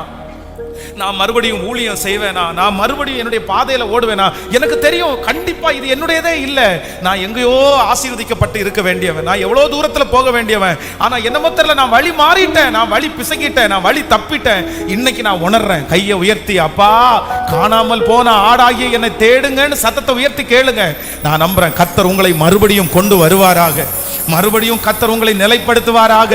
இயேசுவே மன்னிச்சிருங்க ஆண்டவரே, உண்மைதான்ப்பா, உண்மைதான்ப்பா, என்னுடைய வழியை விட்டு நான் தவறிட்டேன் ஆண்டவரே, என்னுடைய பாதையை விட்டு நான் தவறிட்டேன் ஆண்டவரே. அந்த இடத்துல ஒரு இடத்துல மட்டும் நான் தவறாம இருந்திருந்தா நான் ஒரு பெரிய வெற்றியை பார்த்திருப்பேன். எனக்கு தெரியும், நான் ஒரு பெரிய சந்தோஷத்தை பார்த்திருப்பேன், ஒரு பெரிய இளைப்பாறுதலை பார்த்திருப்பேன். என்னதான் இருந்தாலும் அது என் வாழ்க்கையில் ஒரு பெரிய கசடாவே மாறிடுச்சு ஆண்டவரே. என்னதான் இருந்தாலும் என் வாழ்க்கையில் அது ஒரு அழுக்கா மாறிடுச்சு ஆண்டவரே. ஆனா இப்பொழுது உம்முடைய பலிபீடத்துல கொடுக்கிறேன், எப்படியாவது என்ன தப்புவீங்க. சத்தத்தை உயர்த்தி, எப்படியாவது என்ன தப்புவீங்க, முழு பலத்தோட என்னை எப்படியாவது தப்புவீங்க ஆண்டவரே, எப்படியாவது என்ன தப்புவீங்க ஆண்டவரே, எப்படியாவது தப்புவீங்க ஆண்டவரே. ஹல்லேலூயா. ஒரு நிமிஷம் என்ன எல்லாரும் பாருங்க ஆண்டவருடைய பிள்ளைகளை. நீங்க ஒரு பிரயாணத்தை ஸ்டார்ட் பண்ணிட்டீங்க, நீங்க ஒரு பிரயாணத்தை ஸ்டார்ட் பண்ணியாச்சு. ஆனா நீங்க சரியான வழியை விட்டு இப்போ கூகுள் மேப் காமிக்கிற ஒரு தப்பான வழியில நீங்க டிராவல் பண்ண ஆரம்பிச்சீங்க. ஒரு 25 கிலோமீட்டர்ஸ் தாண்டிட்டீங்கன்னு வைங்களேன். இப்போ திடீர்னு பார்த்தா நீங்க தப்பான வழிக்கு போறது நீங்க கண்டுபிடிச்சிட்டீங்க. இப்போ நீங்க என்ன பண்ணுவீங்கன்னு நினைக்கிறீங்க? சரி, நான் வந்ததே வந்துட்டேன், தப்பான வழிக்கு வந்ததே வந்துட்டேன், இனி பேசாம வேற ஊருக்கு போயிடலாம் அப்படின்னு நான் நினைப்போம்.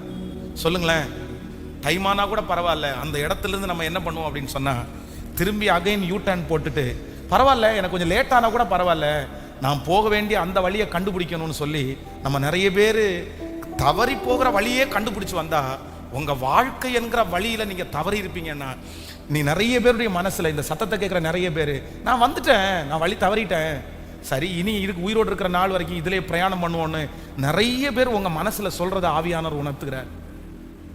அவ்வளவுதான், நான் வழி தவறிட்டேன் பாஸ்டர். உண்மைதான், நீங்க சொல்றது எல்லாமே உண்மைதான். என்னமோ நான் ஸ்லிப் ஆயிட்டேன், பட் நான் இனி ஒன்றும் திரும்பி இனி அப்படியே வாழ்ந்துட வேண்டியதான். இல்லை இல்லை, நான் நம்புறேன், அந்த இளையகுமாரன் தன்னுடைய தகப்பனாரை விட்டு வழி மாறி போயிட்டான், எல்லாத்தையும் வாங்கிட்டு போயிட்டான். ஆனா ஒரு நாள் எல்லாத்தையும் இழந்து இருக்கும்போது இதுவே இனி பன்றியை மேய்ச்சிட்டே வாழலாம்னு நினைக்காம அவன் ஒரு முடிவு எடுக்கிறான். நான் என் தகப்பனாரிடத்திற்கு கண்டிப்பாய் திரும்பி போவேன், நான் விட்ட வழிக்கு திரும்பி போவேன், என்னுடைய பாதையை நான் கண்டுபிடிப்பேன். அந்த இடத்துல முன்னாடி மாதிரி எனக்கு ஆசீர்வாதம் கிடைக்காட்டா கூட ஓரளவு கம்ஃபர்ட்டா நான் வாழ்ந்துடலான்னு சொல்லி தன்னுடைய வழியை தேடி தன் தகப்பனார் இடத்துல வரும்போது தன்னுடைய தகப்பனார் தூரத்துல கண்டு அவனை கட்டி பிடிச்சி அவனை முத்தம் பண்ணி, இல்லப்பா உன் வழியில நீ நடக்கலான்னு மறுபடியும் அந்த தகப்பன் அந்த வழியில அவனை நடக்க பண்ணது உண்மையானால் இந்த சத்தத்தை கேட்கிற நிறைய பேரை தப்பான வழியில போயிட்டு இருக்கிற உங்களை நீங்க சூஸ் பண்ண அந்த வழியிலிருந்து கர்த்தர் திரும்ப எடுத்து உங்களை சரியான வழியில கர்த்தர் கொண்டு வந்திருக்கிற வல்லவரா இருக்கிறார். வாலிப தம்பி கவனிச்சுங்க, சின்ன தம்பி கவனிச்சுக்கோ, டீன்ஸ் பாய் கவனிச்சுக்கோ, ரொம்ப கவனமாக கவனிச்சுக்கோ. நீ தப்பான வழியில இருக்கிற, நீ தப்பான வழியில இருக்கிற, நீ வந்து தப்பு பண்ணிட்ட, சரி, நீ தெரிஞ்சு கொண்ட பாதை சரியில்லடா. ஆனா நீ என்ன சொல்ற, நீ அப்படி இன்னும் உனக்கு எவ்வளோ காலங்கள் இருக்குடா, எத்தனையோ வயசு இருக்குது. நீ இப்பதான் 20 வயசு, நீ இப்பதான் 19 வயசு, நீ இப்பதான் 18 வயசு, இப்பதான் நீ ஆரம்பிச்சிருக்கிற உன் வாழ்க்கையை. நீ ஆரம்பிக்கும் போதுதான் நீ தவறி இருக்கிற. நீ ரொம்ப தூரம் போய் தவறுனேன்னு நீ நினைக்கிற. இல்ல, நீ ஆரம்பத்துல தவறி இருக்கிற. நீ இப்ப திரும்பி வந்துட்டேன்னா இனி இருக்கிற 60 வருஷமா, இனி இருக்கிற 50 வருஷமா ஆண்டவர் உன்னை ரொம்ப அழகா நடத்துவாருப்பா. நீ அதை விட்டு திரும்பி வா, அப்படியே போயிடாத. கவனிங்க, இந்த திருச்சபையில வந்து இந்த சுத்தி இருக்கிற ரவுடிகளுடைய பிரச்சனை வந்து ரொம்ப அதிகமா இருக்கும்போது ஒரு காலகட்டத்தில் இவங்க யாருமே என் கூட சண்டைக்கு வரவே இல்லை. ஏன் இவங்க எல்லாம் சண்டைக்கு வரலன்னு பார்த்தா ஒண்ணே ஒன்று, இந்த சர்ச்சு வந்து இங்கே பலிபீடம் இருக்கும்போது அந்த இடத்துல பார்த்தீங்கன்னா மாடி படிக்கட்டு, அங்கே ஒரு பால்கனி இருந்துச்சு. அந்த இடத்துல நிறைய பேர் வந்து உட்காருவாங்க. குறிப்பிட்ட ஒரு பையன், அந்த பையன் வந்து ஒரு பெரிய ரவுடி. அவன் ஏற்கனவே நிறைய டைம் ஜெயிலில் எல்லாம் இருந்தவன். அவனுக்கு என்னமோ தெரியல, நம்மளுடைய சர்ச்சு ரொம்ப பிடிக்கும், என்ன ரொம்ப பிடிக்கும். சரி, சில நேரத்தில் எனக்கு ஃபோன் பண்ணுவான். அவனுடைய தம்பியை வந்து கொண்டுட்டாங்க, கொல்லும் போது கூட தள்ளி விட்டு கொண்டுட்டாங்க. அப்போ கூட நான் அவன்கிட்ட போய் சொன்னேன், வேணாண்டா சாமி விட்டுரு, ஏற்கனவே நம்ம குடும்பத்தில் 2 பேர் நீ இழந்தாச்சு, இனி உன்னையும் இழக்கிறதுக்கு நாங்கள் ஆயத்தமா இல்லை, வந்துரு போதுன்னு அவன் என்கிட்ட சொன்னேன்னா, அவன் தம்பியை கொண்டவனை எப்படி பாஸ் நம்ம சும்மா விட முடியும், நான் பழி வாங்காமல் விட மாட்டேன் அப்படின்னு சொன்னான். ஆனால் அவன் வரும்போது பார்த்தீங்கன்னா ஒரு 4-5 ரவுடி பசங்களும் சேர்ந்து கூட்டிகிட்டு வருவான். கூட்டிகிட்டு வந்து பின்னாடி உட்காருவான், லாஸ்ட் பெஞ்சில் உட்காருவான். ஒரு 25 நிமிஷம், ஒரு 30 நிமிஷம் தான் உட்காருவான்னு வைங்களேன். வந்து உட்காருவான், ஒரு ஜெபம் பண்ணுவான், ஒரு ப்ரேயர் அட்டன் பண்ணுவான், அப்படிதான், அவ்வளோதான். 4 பேரும் கிளம்பி அப்படியே போயிடுவாங்க. இவன் உள்ள வந்தானோ இல்லையோ, இந்த ஏரியாக்காரங்க யாருமே உள்ள வரதை முட்டாங்க. அப்படிதான் நிறைய அந்த மாதிரி ஒருத்தன். ஆனால் அவன்கிட்ட வந்து நான் சொல்லும் போது அப்படிதான் சொன்னேன், அவன்கிட்ட பேசும்போது சொன்னேன், எப்பா உனக்கு இதை சின்ன வயசுடா, நீ இன்னும் வந்து வாழ்க்கையை ஆரம்பிக்கவே இல்லை. உடனே அவன் என்ன சொன்ன, நான் முடிச்சிட்டேன் பாஸ் என் வாழ்க்கையே, நான் எங்கே ஆரம்பிக்கவே இல்லைன்றீங்க, முடிஞ்சு நான் வழி தவறி போயிட்டேன், தடுமாறிட்டேன், இனி வந்து எனக்கு என்னை திருத்தணும்னு நினைக்க வேண்டாம் அப்படின்னு சொன்னான். ஆனால் இன்னைக்கு எங்கே இருக்கான் என்னன்னு தெரியல, அவனை கண்டுபிடிக்க முடியல. ஆனாலும் இந்த ஜபத்தில் யாராவது ஒருத்தர் அப்படி இருக்கலாம், யாருன்னு தெரில. நீங்கள் ஒருவேளை அவனை மாதிரி ஒரு ரவுடித்தனம் பண்ணிட்டு கையில் கத்தியோட அலையாமல் இருக்கலாம். ஆனால் வேற ஏதோ ஒன்று நீங்கள் நினச்சிருக்கலாம். உங்கள் வாழ்க்கையில் ஒரு வழி பிசகுனதுனால நீங்கள் ஒரு முடிகிற ஒரு காலகட்டத்துக்கு வந்திருக்கலாம். இல்லவே இல்லை, இல்லவே இல்லை, இல்லவே இல்லை. மறுபடியும் அதே வழியில் உங்களை நடத்த கர்த்தர் நம்மோடு கூட இருக்கிறார். ஜஸ்ட்டு 80 சொல்கிறேன், ஒரு 60 வருஷம் உங்களுக்கு நீங்கள் தப்பான வழியில் நடந்துட்டீங்க. நான் சொல்கிறேன், நீங்கள் மரணத்துக்கு போகிறதுக்கு முன்னாடி ஒரு 25 வருஷம் நல்ல வழியில் நடந்தாலே இந்த 60 வருஷம் செய்ய வேண்டியதை இந்த 25 வருஷத்தில் கண்டிப்பாக கர்த்தர் உங்களை கொண்டு செய்ய வைப்பாருன்னு நான் நம்புகிறேன். இதுதான் எனக்கு அப்படின்னு நீங்களா ஃபிக்ஸ் பண்ணிக்காதீங்க. நீங்க தப்பான வழியை சூஸ் பண்ணி தெரிஞ்சுக்கிட்டு அதுல நடந்து அவ்வளவுதான் இதுதான் அப்படின்னு நினைக்காதீங்க. அந்த வழியிலிருந்து கர்த்தர் இன்னொரு வழியை கர்த்தர் ஓபன் பண்ண கர்த்தர் வல்லவர். இதோ நான் உனக்கு ஒரு திறந்த வாசலை உனக்கு வைத்திருக்கிறேன். ஆமென். கர்த்தர் சொல்லுகிறார், நான் உனக்கு முன்னே போய் உன் கோணலை செவ்வையாக்கி. கர்த்தர் உங்களை வழி நடத்துகிற கர்த்தர். கர்த்தராகிய நான் உன் வலது கரத்தை பிடித்து பயப்படாதே, நான் உன்னோடு கூட இருக்கிறேன் என்று சொல்லுகிற கர்த்தர். நான் உனக்கு முன்னே போய் உனக்கான வழியை ஆயத்தம் பண்ணுவேன்னு கர்த்தர் சொல்றாரு.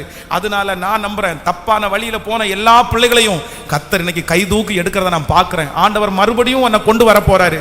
கர்த்தர் மறுபடியும் உன்னை அந்த வழியில கர்த்தர் ஸ்டார்ட் பண்ண போறாரு. நீ மறுபடியும் ஓடுவ, நீ மறுபடியும் கர்த்தருக்காக செய்வ. உனக்கு ஒரு புது வஸ்திரத்தை கர்த்தர் தர்றாரு, உனக்கு ஒரு புது பாதரட்சியை கர்த்தர் தர்றாரு.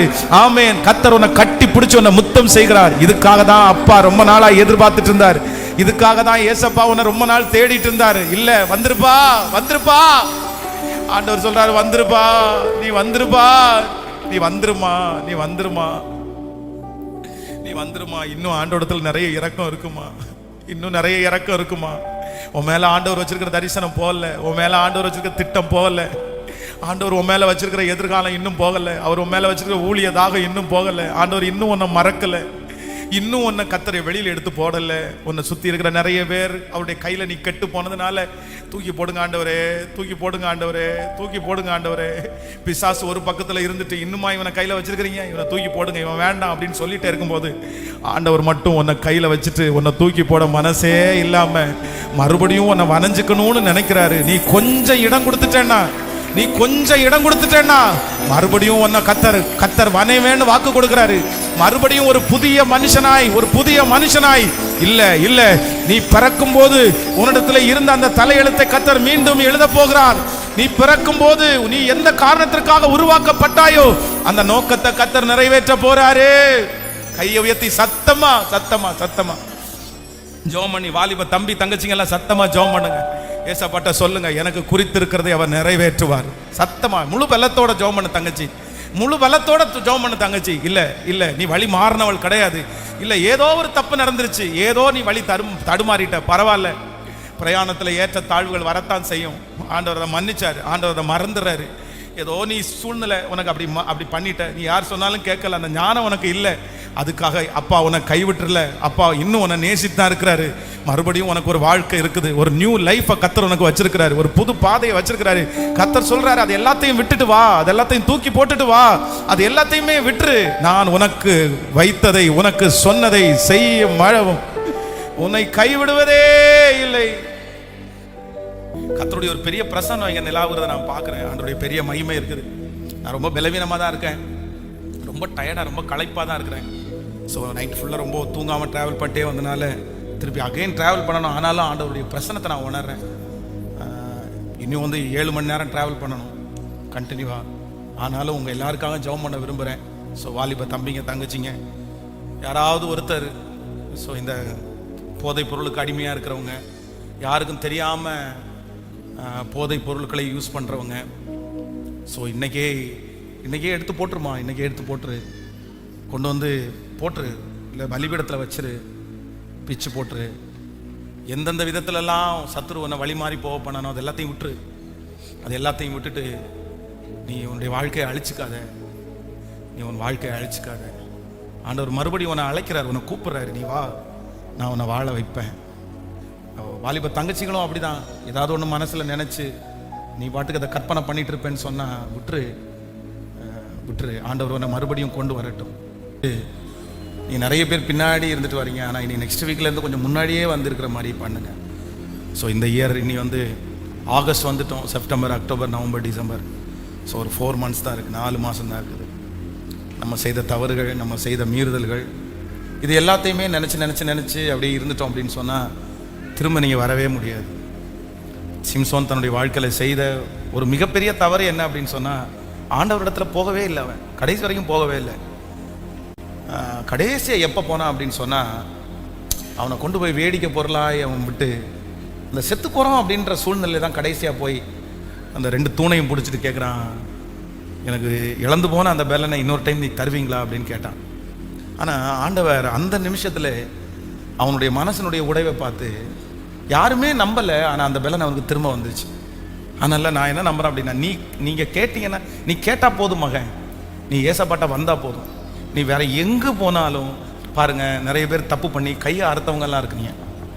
இன்னொரு பொண்ணுக்காக கையை அறுத்தவங்க கிடையாது, பையனுக்காக கையை அறுத்தவங்க கிடையாது. நீ நிறைய பேர் தப்பு பண்ணி கையை அறுத்துருக்கு அப்படின்னா, உன்னை குறித்த குற்ற மனசாட்சி, ஒன்னையே நீ தண்டிச்சிருக்கிற, ஒன்னையே நீ செவுத்துலேயே அடிச்சிருக்கிற, ஒன்னையே நீ செருப்பில் அடிச்சிருக்கிற, உன்னை பார்த்து நீ என்ன கேவலமானவனாச்சே, கேவலமானவளா அப்படின்னு ஒன்றை கூட்டு நீயே திட்டி இருக்கிற.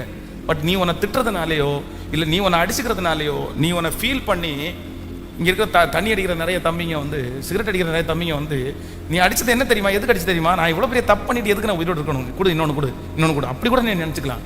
ஆனால் உன்னை நீ தண்டிக்கிறதுனால, உன்னை நீ சிரிச்சிக்கிறதுனால, உன்னை கெட்டவன்னு நீ சொல்லிக்கிறதுனால கண்டிப்பாக உன் வாழ்க்கை மாற போகிறதே இல்லை. ஆனால் உங்கள் வாழ்க்கை எப்போ மாறும் அப்படின்னு சொன்னால், நீ மறுபடியும் இந்த பலத்தை நீ எடுக்கணும்னா, கழுகு மேலே உயரத்தில் போய் நின்று காத்திருக்கும். வெயில் அது மேலே படும், உச்சி வெயில் படும், வலிக்கும். இதுக்கு முன்னாடி வெயில் அடித்தா அது மேலே வலிக்காது, ஏன்னா அதுக்கு நிறைய முடி இருந்துச்சு. ஆனால் இப்போ வலிக்கும். எல்லா வலியையும் தாங்கி தனிமையாக அப்படியே போய் மேலே நிற்கும். ஆனால் கொஞ்ச நாள் அந்த மழை லைட்டாக அந்த சாரல் விழும்போது கொஞ்ச நாள் தாண்டி அந்த கழுகனுடைய இதழெல்லாம் கொஞ்சம் கொஞ்சமாக வளர ஆரம்பிக்கும். திரும்பி வரும் பாருங்க, ஒரு புது கழுகு, ஒரு நியூ கழுகு. அது வயசான கழுகா தோற்றமளிக்கவே அளிக்காது. அது அதான் கத்தருக்கு காத்திருக்கிறதுக்கு கழுகுக்கு ஏன் ஒப்புறதுன்னா, அவ்வளோ வெயிட் பண்ணி அவ்வளோ டைமிங் அது காத்திருக்குமா உச்சி வெயில்ல. அதனால நான் நம்புறேன், நீங்க மட்டும் இனி இருக்கிற 4 monthsப்பா, 4 மாதம்ப்பா, நான் என்ன நம்புறேன், நான் எங்கேயோ பிறந்து ஏதோ ஒரு கிராமத்தில் இருந்த எனக்குன்னு ஒரு திட்டத்தை வச்சு, எனக்குன்னு ஒரு பிளானை வச்சு, என்ன ஒரு வழியில வச்சு என்ன நடத்தி உன் முன்னாடி ஆண்டவர் கொண்டு வந்து நிறுத்த முடியும்னா, உன்னை ஏன் நிறுத்த முடியாது? நீ ஏன் வர முடியாது? நீங்க ஒவ்வொருத்தரும் ஒவ்வொரு இடத்துல பிரகாசிக்கிற சுடர்களாய் நிற்பீர்கள். திரும்பவும் சொல்றேன், நீ பெருசா ரொம்ப அப்படி இப்படி நீ சாதிச்சு ஒரு பெரிய BMW பாடிக்காரு அப்படிலாம் நான் சொல்லலை. அதெல்லாம் நான் நோ ப்ராப்ளம். நீ ஒரு சும்மா அம்பாசிடர் வச்சிருந்தா போதும், இல்லைன்னா ஒரு மாருதி 800 வச்சிருந்தா போதும். ஆனா இந்த வசனத்துல சொல்லிச்சு பாருங்க, அப்பொழுது நான் உனக்கு இளைப்பாறுதலை கட்டளையிடுவேன். உங்க அப்பா பார்க்காத இளைப்பாறுதல், உங்க அம்மா பார்க்காத ஒரு இளைப்பாறுதல், அந்த இளைப்பாறுதலை நீ பார்த்தா போதும். அந்த இளைப்பாறுதலை நீ பார்த்தா போதும். அப்படியே சுமூகமா, அப்படியே சமைதியா, மெதுவா, சந்தோஷமா, அந்த மாதிரி ஒரு இளைப்பாறுதலை வாழ்ந்தா போதும். நான் நம்புறேன், அது தூரமா இல்லை, கண்டிப்பா ஆண்டவர் தருவார். அதனால இந்த 4 monthsல உன்னுடைய கண்ணீரை கத்தர் ரொம்ப கேட்பார். எனக்கு அதுல நம்பிக்கை இருக்குது. அதுவும் இளம் வயசுல நீ வடிக்கிற கண்ணீர் கண்டிப்பா வீணா போகவே போகாதுப்பா, போகவே போகாதுப்பா. ஆண்டவர் அவ்வளோ நீ இந்த எப்ப நீ பாரு, இந்த ஜபத்துல இருக்கிற யார் எந்த தெருவில் நீ அழுறியோ, அதே தெருவில் 20 வருஷம் தாண்டி நீ போய் நிற்கும் போது கண்டிப்பா உன் தலையெழுத்து மாற்ற, கர்த்தருடைய வருகை தாமதிச்சுன்னா அந்த தெருவில் நீ தலையெழுத்து மாற்றப்பட்டு தான் போவ. நீ எழுதி வச்சுக்கோ, நீ எந்த தெருவில் நடந்து நீ ஜெபம் பண்ணியோ அந்த தெருவில் 10 வருஷம் தாண்டி நீ கார்ல போல என் பேரை நீ மாத்திக்கோ. கண்டிப்பா நீ அந்த இடத்துல இல்ல, நீ அந்த இடத்துல கார்னா வெறும் அந்த இடத்துல நீ சந்தோஷமா தான் நீ போவ. நீ எந்த கிரவுண்ட்ல அழுதியோ, நீ எந்த வாகனத்துல அழுதியோ, நீ எந்த இடத்துல ஆண்டவரை தேடியோ, அந்த இடத்துல 10 years தாண்டி நீ அந்த இடத்துல உயர்ந்திருக்கிறதுடைய கண்ணுகள். வேற எதுவுமே வழி இல்லப்பா. அதனால ஆண்டவரை பிடிச்சுக்கோ, உறுதியா பிடிச்சுக்கோ, பற்றி பிடிச்சு. நடிப்பெல்லாம் செல்லாத சாமி. எத்தனை நாள் செல்லும்னு நினைக்கிறீங்க? எத்தனை நாள் யார் எல்லாம் ஏமாத்தி எத்தனை நாள் பிழைக்க முடியும்? ரொம்ப நாளெல்லாம் ஏமாத்தி பிழைக்க முடியாது. அதெல்லாம் வேண்டாம், அதெல்லாம் வீண், அதெல்லாம் வேஸ்ட். அதனால இனி இருக்கிற அந்த 4 monthsல உன்னை உயர்த்த போகிறவர் கர்த்தர், உன்னை கண்காணிக்கிறவர் கர்த்தர், உன்னை பார்க்கிறவர் கர்த்தர். நீ நல்லா வாழ்ந்து எனக்கு ஒன்றும் தரப்போறதில்லை, ஆனால் ஆண்டவர் உன்னில் ரொம்ப மகிமைப்படுவார். அதனால காணாமல் போன ஆடாகிய என்னை தேடுவீராக. உங்க நிறைய பேரை, உங்க பேரை ஆண்டவர் அவருடைய லிஸ்ட்ல, அவருடைய கையில இழுக்கிற, அதான் கோயம்புத்தூர் பட்டணத்திலுக்குன்னு ஒரு லிஸ்ட் அவர் கையில இருக்குது. என் பேர் இருக்கும், உன் பேர் இருக்கும். ஆனா நிறைய பேருடைய பேர் ஒருவேளை இருக்கா இல்லையான்ற ஒரு சந்தேகத்துல கூட வந்திருக்கலாம். ஆனா நான் நம்புறேன், மறுபடியும் உன் பேரை அவருடைய லிஸ்ட்ல கத்தர் எழுதுவார். நீ ஆண்டவருக்கு பிரியமான பிள்ளையாய் மாறுவாய். உன் வழியை கத்தர், வழி மாறிடுவேனோ பாஸ்டர் பயமா இருக்குதா? இல்லை, உன்னை நேர்த்தியாய் நடத்துகிற கத்தர் உன்னை அழுதுலேருந்து தப்பு வைப்பார், உன்னை அழகா தப்பு வைப்பார். இதை என்னிலிருந்து விடவே முடியாதோ பாஸ்டர், இல்லை, கத்தர் உன்னை விட வைப்பார். அதற்குரிய தைரியத்தை தருவார். அது கத்தரிடத்துல இருக்கிறது. கையை உயர்த்தி எல்லாரும், நீங்க வாலிப தம்பி தங்கச்சி ஜெபம் பண்ணும் போது பின்னாடி இருக்கிற தகப்பன் தாயார் எல்லாரும் என் பிள்ளைகளுக்காக ஜெபம் பண்ணுங்க. ஆண்டவரே, இந்த மாதத்துல ஒரு எழுப்புதல் வேணும் ஆண்டவரே. எங்கள் வாலிபர் மத்தியில் ஒரு எழுப்புதல் வேணும் ஆண்டவரே. உலகத்தை கலக்கிற பரிசுத்தவான்கள் இங்கே எழும்புவார்களாக. இயேசுவே, ஒரு பெரிய குருசேடு, இதோ 1,00,000 பேர் அந்த குருசேட்ல அட்டெண்ட் பண்றாங்க. அந்த 1,00,000 பேருக்கு முன்னாடி மேடையில இதோ கம்ஃபர்ட் சர்ச்சில் இந்த சத்தத்தை கேட்கிற ஒரு வாலிப தம்பி, ஒரு வாலிப தங்கச்சி அந்த 1,00,000 பேருக்கு முன்னாடி நின்று ஆண்டவர் பெரியவர் என்ற வார்த்தையை சொல்ற அளவிற்கு அடுத்த எழுப்புதல், அடுத்த அக்னி என் பிள்ளை மூலமா போடுறதுக்கு இப்போ அவனை கொண்டு வாங்க ஆண்டவரே. சத்தமா அழுது கெஞ்சு இயேசுவேன்னு கூப்பிட்டு முழு பலத்தோட, எஸ் என் தேவை நீங்க தான் ஆண்டவரே. என் தேவை அந்த பையன் இல்ல, அந்த பொண்ணு இல்ல, என் தேவை நீங்க தான். நீ எங்க போனாலும் கர்த்தர் உன்னை கொண்டு வந்து அந்த இடத்துல நிறுத்த முடியும். நீ எங்க போனாலும் அந்த இடத்துல அம்மாவுடைய கம்பல்ஷன், அப்பாவுடைய கம்பல்ஷன்ல நீ அந்த இடத்துல போயிருக்கலாம். எனக்கு பிடிக்கவே இல்லை நீ சொல்லலாம். ஆனா கர்த்தர் உன்னை அழகா கொண்டு வந்து எதிர்காலத்தை நிறுத்துவாரு. இப்ப சொல்லுங்க, நான் இன்னையோட விட்டுறேன், இன்னையோட தூக்கி போடுவேன். நன்றி ஆண்டவரே, நன்றி. என் தேவையை சொல்லி உம்மை துக்கப்படுத்த மாட்டே. என் தேவையே என் எண்ணத்தை சொல்லி நிறைவேற்றவும் சொல்ல மாட்டே. என் இதயமே நீங்க கைய மேல வைத்து, தேவனே என் ஜீவனே, என் அன்பரே, என் சொந்தமே, என் தேவனே, என் ஜீவனே, அன்பரே, என் சொந்தமே. இந்த வானம் பூமியாவும் தேவன் நீங்கதான். இந்த உயிருடலில் உள்ளவரை பாடல் நீங்கதான். இந்த வானம் பூமியாவும் ஆளும் தேவன் நீங்கதான். இந்த உயிருடலில் உள்ளவரை பாடல்.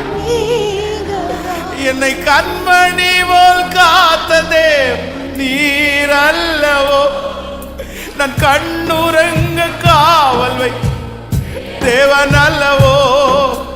கண்மணி போல் காத்ததே நீர் அல்லவோ. நான் கண்ணுறங்க காவல் வை தேவன் அல்லவோ. இந்த வானம் பூமியாவும் வாழும் தேவன். சொல்லுங்க, இந்த உயிருடலில் உள்ளவரை பாடல் நீங்கதான். இந்த வானம் பூமியாவும் வாழும் தேவன். அப்பா, இப்ப எங்க பிள்ளைங்க மேல இந்த சத்தத்தை கேட்கிற பிள்ளைங்க மேல உங்க அக்கினி கைய பிடிச்சிருங்க ஆண்டவரே. அந்த பிசாசு கட்டி வச்சிருக்கிற அந்த கட்டுகள் இப்பொழுது உடையட்டும். அந்த கண்களை இப்ப தெளிவாக்குங்கப்பா. என் பிள்ளைக்காக நீர் ஆயத்தம் பண்ணி இருக்கிறதை காணும்படி இப்ப ஒரு தரிசனம், இப்ப ஒரு தரிசனம், இப்ப ஒரு அபிஷேகம். என் பிள்ளைக்குன்னு வச்சிருக்கிற தரிசனம், என் மகனுக்குன்னு வச்சிருக்கிற அந்த தரிசனம். இப்பொழுது அந்த வியாதியிலிருந்து விடுதலை. அவன் மனசுல, அவன் சரீரத்துல, ஆண்டவரே அவன் சிந்தையில என்ன காரியம் ஓடிட்டு இருந்தாலும் அதுல இருந்து ஒரு விடுதலையை கொடுத்து இயேசுவே என் பிள்ளையை கொண்டு வந்து நிறுத்துங்கப்பா. இது ஆகாதுன்னு தள்ளப்பட்ட கல்லுப்பா, இது வேண்டான்னு தள்ளப்பட்ட கல்லுப்பா. ஆனா ஆகாது என்று தள்ளப்பட்ட கல்ல தலைக்கு மூளை கல்லா மாத்துவேன்னு சொன்னீங்களே. ஜெபிக்கிற தம்பி தங்கச்சிங்க சத்தம் போட்டு கை வலிச்சா கூட பரவாயில்ல, கையை மேல உயர்த்தி இயேசுவேன்னு கூப்பிட்டு, எஸ் எஸ் எஸ் எஸ் சத்தத்தை உயர்த்தி கூப்பிட்டு, நன்றியப்பா, நன்றியப்பா, நன்றி இயேசு. நீங்க என்ன தூக்கணும், நீங்க என்ன விடுதலை ஆக்கணும். நான் தப்பான வழியை சூஸ் பண்ணிட கூடாதுப்பா. என் ஃபேமிலியில இருக்கிற எங்க அம்மா பட்ட கஷ்டம், எங்க அப்பா பட்ட கஷ்டம், என் முன்னோருடைய எந்த சாபம் என்ன தொடரக்கூடாது. நான் தப்பான வழிக்கு போயிடக்கூடாது.